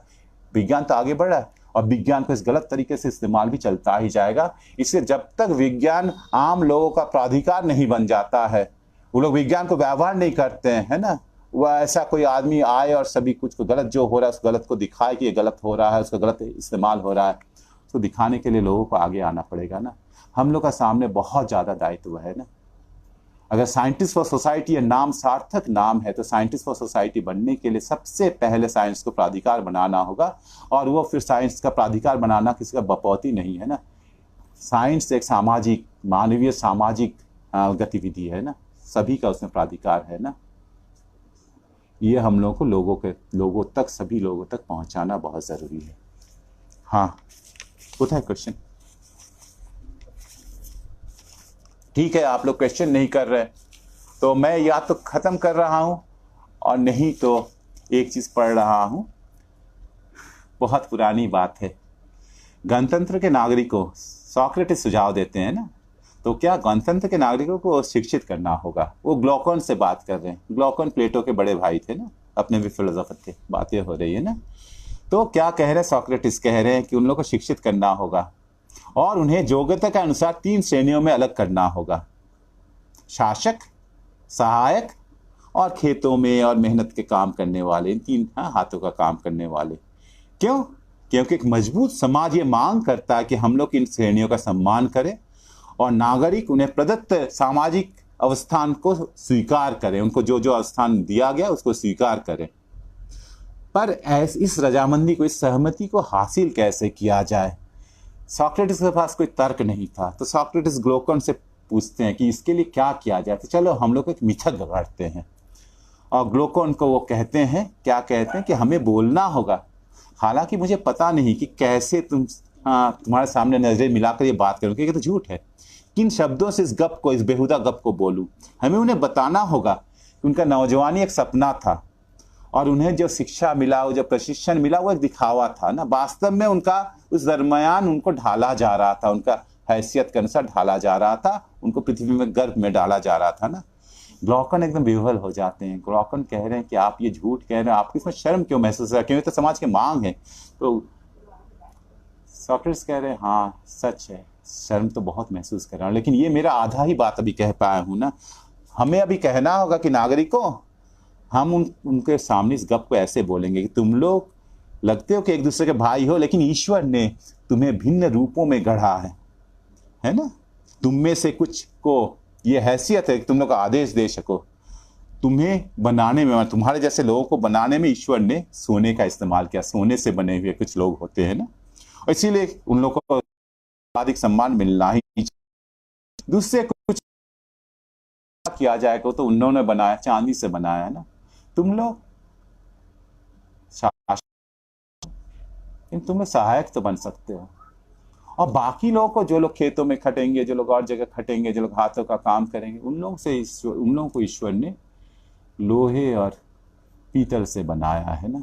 और ये समझ के रखो, लोहे और पीतल वाले जो लोग बने हुए हो ना, हाँ, ये देववाणी तुम लोग को पता है ना कि लोहे और पीतल से बना हुआ कोई आदमी अगर देश का शासन करेगा, वो देश को ध्वंस से कोई नहीं बचा सकता है ना। वो देश विध्वंस हो जाए, कुछ नहीं है। हाँ ठीक है। तो फिर ग्लोकन को कहते हैं कि ये देखो, ये झूठ तो लोगों को कहना होगा, ये तो होगा ही होगा, क्योंकि समाज को कैसे रखा जाए। लेकिन क्या ये झूठ लोग मानेंगे? तो ग्लोकन कहते कि नहीं नहीं, ये झूठ तो इस पीढ़ी वाले तो कभी नहीं मानेंगे। आप नहीं करवा सकते, कुछ नहीं करवा सकते आप कोई भी रास्ता से इन पीढ़ी को, लेकिन इसको चालू रखा जाए। इस पीढ़ी वाले नहीं मानते, अगले पीढ़ी वाले थोड़ा थोड़ा विश्वास करने लगेंगे, फिर मान लिया, फिर कहा जाए, फिर से कहा जाए, फिर से कहा जाए, फिर से कहा जाए। एक समय आएगा जब पीढ़ियां मान लेंगी ना। तो ये जो जैविक निर्धारणवाद है, सामाजिक डार्विनवाद है, वो चलता ही आ रहा है। डार्विन जब से आया है, मुश्किल बढ़ा दिया ना लोगों का। वो बार बार वो अवतरित होगा ही होगा, ऊपर से आएगा। उसका उत्थान नहीं होता, अवतार के रूप में अवतरित होता है ना, ऊपर से नीचे आएगा, ये बार बार आएगा ना, ये आना ही आना है ना। हम लोग इसके पीछे कहाँ है? आप अगर पुरुष सूक्त देखिए, ऋग्वेद का 10वें मंडल का 9वें मंडल तक कुछ नहीं आता है ना। और 10वें मंडल का ये तो सभी को पता है, ये तो बहुत प्रसिद्ध है ना कि इस पुरुष का मुख कौन है? ब्राह्मण है। क्षत्रिय राजन ने इसके दोनों भुजाएं हैं। वैश्य कौन है? उसके जांग है। और शूद्र कैसे हैं? शूद्र उसके पैर है ना। समय बदल गया, अब मेटल्स के स्थान ले लिया जीन, वर्णों का स्थान ले लिया जीन। लेकिन मेटल ऐसे नहीं जाता, मेटल से एक शब्द आता है मेटल, हैसियत। हाँ, तुम्हारा मेटल जैसा पता चल गया तुम्हारा क्या मेटल था, ये मेटल से ही बना है ना। तो अभी समय बदल गया, साइंस आगे बढ़ गया ना, इसलिए धातुओं का जगह, वर्णों का जगह जीन ने ले लिया ना। लेकिन उस रूप में चीजें आते ही जाएंगे, जब तक हम लोग आगे नहीं आकर उस दुनिया को बनाए, क्योंकि वो सभी मानव जाति का दुनिया होगा जिसमें ये अन्याय ये नहीं रहेंगे। इसमें साइंटिस्ट लोगों का, जो लोग सपना देखते हैं, नौजवानों का बहुत काम है करना है ना, बहुत काम है। ये अपने आप नहीं आएगा, ये आना ही है। इन सचेतन रूप से इसके लिए संघर्ष करना होगा। सभी लोगों को वैज्ञानिक चेतना से, सही वैज्ञानिक चेतना से ये करना होगा। लोग जांच पाए, झूठ को जांच पाए, सही चीज़ को आगे बढ़ा पाए, वो स्टैंड ले, दुनिया में जाकर स्टैंड ले। आइंस्टाइन केवल वैज्ञानिक थे ना, आइंस्टाइन अपना सामाजिक सरोकार से उनको जो बात सही लगा वो बात को सामने लाए। वो लाइनस पॉलिंग ने उन बातों को सामने लाया। हाँ, तो आप ये नहीं कहते वैज्ञानिक इस मामले में क्या कर रहा है। गोयटे विज्ञान के क्षेत्र में बहुत सारे काम किए, उनके अनुयायियों में बहुत बड़े बड़े नाम भी है।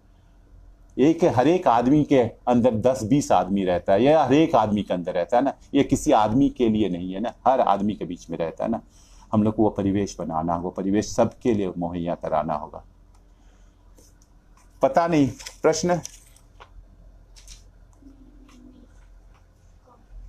हाँ, कोई प्रश्न नहीं है ना।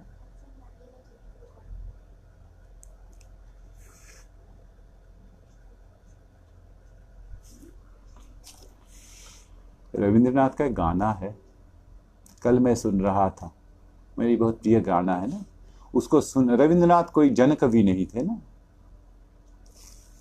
नहीं हो पाए, सभी को सब कुछ तो नहीं हो पाता ना। तो रविंद्रनाथ एक मानवीय कवि तो थे ही थे ना, और उनको मानव की पीड़ा दिखती भी है। लेकिन रविंद्रनाथ का एक गाना जो बहुत प्रिय है मेरी ना, आकाश भरा सूर्य तारा, विश्व भरा प्राण ना। मैं आप लोग का प्रश्नों का इंतजार 2 मिनट करूंगा। इस 2 मिनट में अगर प्रश्न नहीं आए तो आज का अध्याय हम लोग यहाँ खत्म कर रहे हैं, और मैं इस गाना से खत्म कर रहा हूं ना।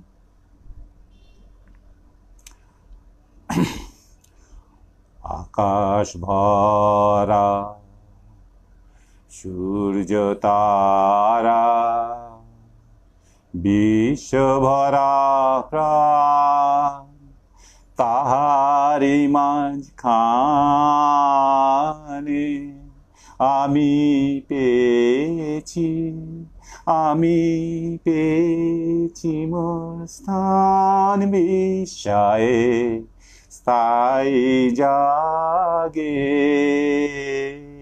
জাগে আমার গান आकाश भरा।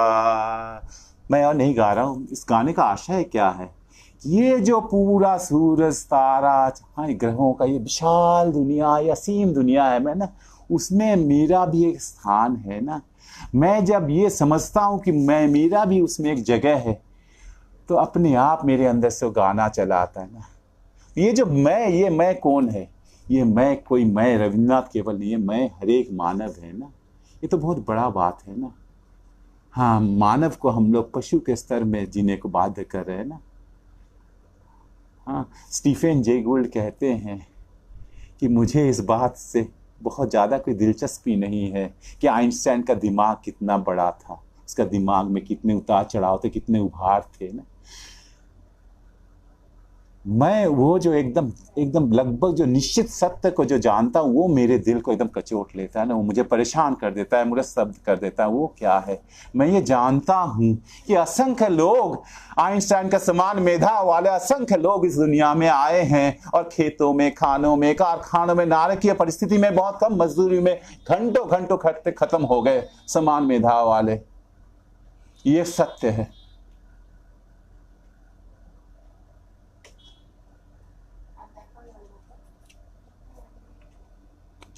ये परेशानी सबको होना चाहिए ना।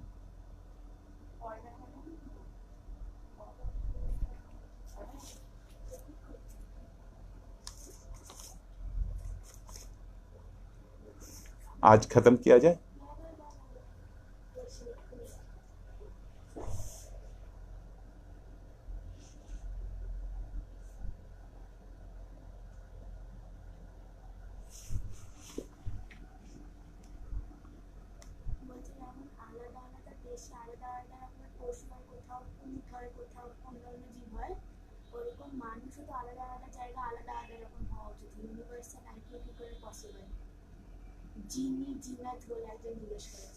देखिए अच्छा, मैं असल बात, एक सेकेंड थोड़ा सा धैर्य धरिए। मैं बोला ना, मैं बहुत अनाड़ी हूँ। मैं तो अभी मोबाइल के सामने बैठा हुआ हूँ, उसमें चैट को पढ़ नहीं पा रहा हूँ। मेरी बेटी लैपटॉप के सामने बैठी हुई है, वो चैट में पढ़ रही है, मैं प्रश्न को देख रहा हूँ ना। एक सेकेंड। जैसे अलग परिवेश में सेम स्पीसीज अलग कैरेक्टरिस्टिक के हो सकते हैं, जैसे dogs camel in hot and cold weather, वैसे ह्यूमंस भी डिफरेंट होने चाहिए। साथ ही ये हाँ जीनी, देखिए यहाँ एक चीज समझ के रखिए ना,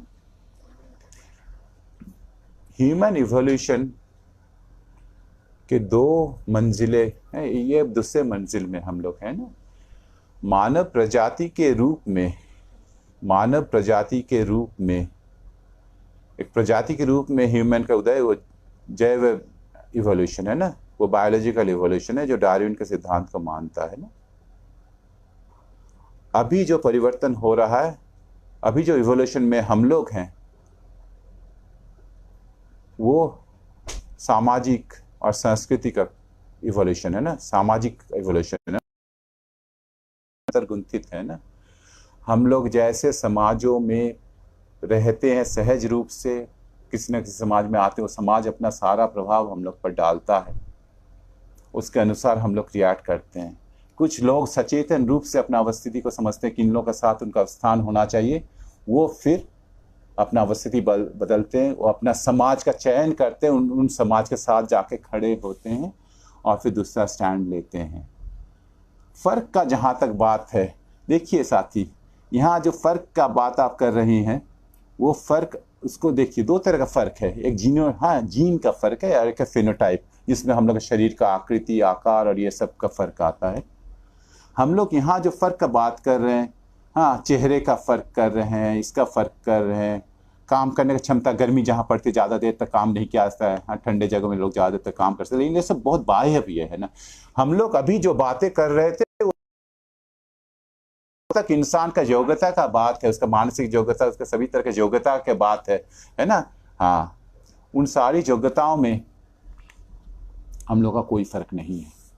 फर्क तो हो सकता है, देखिए बीमारी होता है, शरीर का भी बीमारी होता है, तो ब्रेन का भी तो बीमारी हो ही सकता है। कुछ लोग लो आईक्यू के होंगे, लेकिन ये जनरल रूप से कह देना कि इंसान लोगों में फर्क पड़ना चाहिए, ऐसा कोई फर्क का कोई वैज्ञानिक आधार नहीं है ना। ये चीज़ें असल बात, हम लोग जिस दुनिया में पैदा हो ना, ये सब चीज़ सिखाया जाता है कि फर्क है ना। हम लोग को ये बाह्य फर्कों को बहुत ज़्यादा ये किया जाता है ना, सफ़ेद रंग, लंबा नाक, बड़े बड़े आँख, नीले आँख और क्या क्या, ये सब कुछ ना, ये बाह्य चीज़ है ना। जहाँ तक योग्यता का बात है, कोई फर्क नहीं है, कोई फर्क नहीं है। यह बार बार प्रमाणित हो चुका है।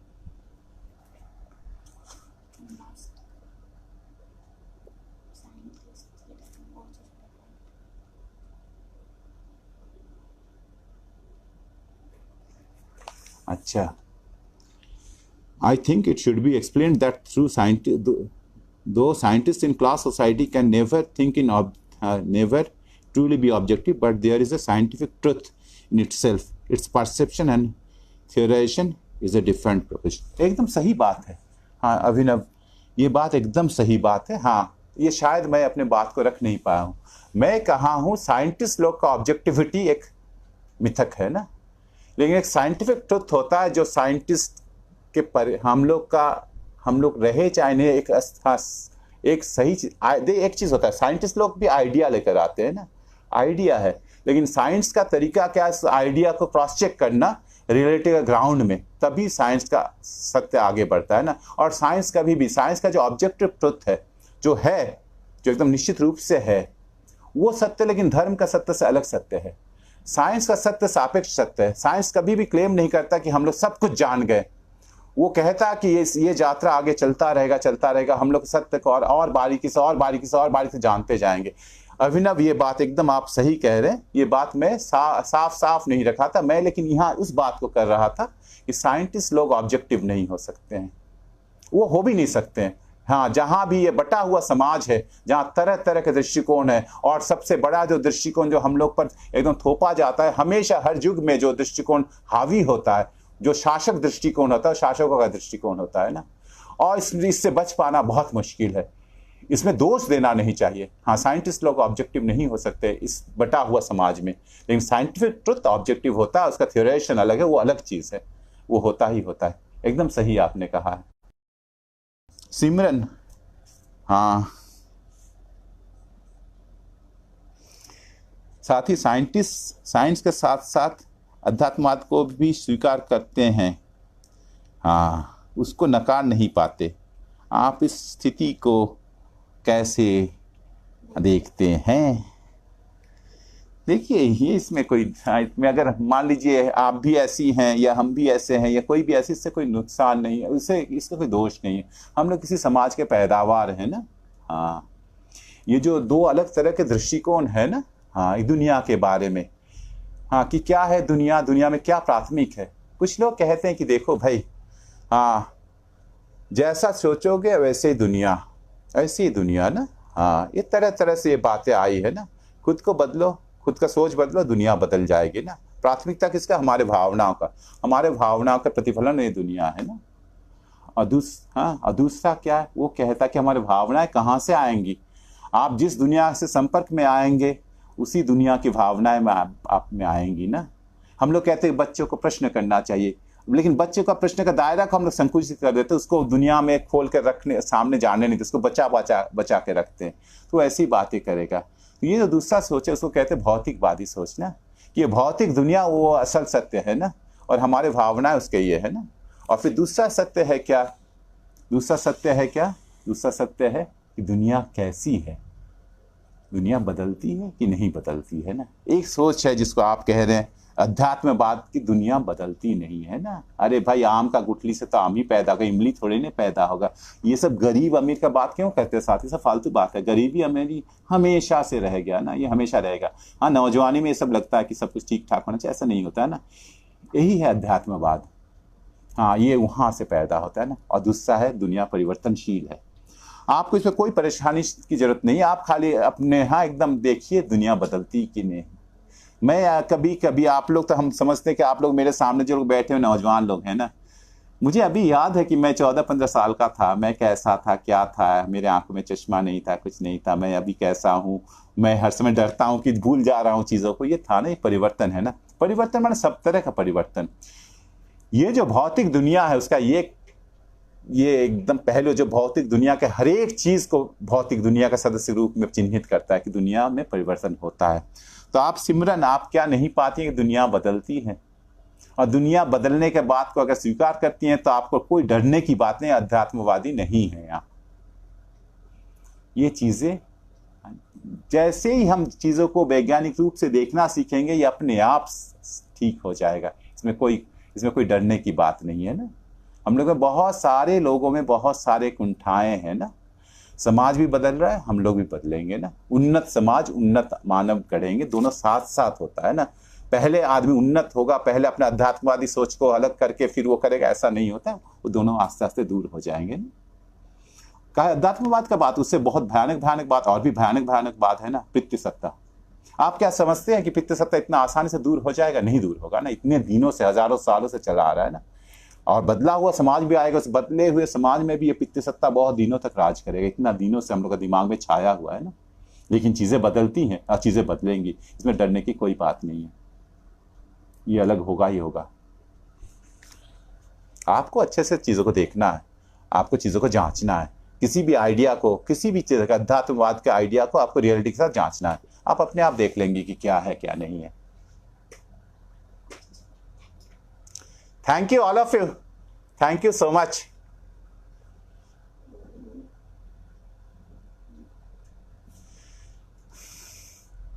बहुत अच्छा लगा। आप लोग क्या करेंगे, 2 घंटा आज बैठ गए आप लोग।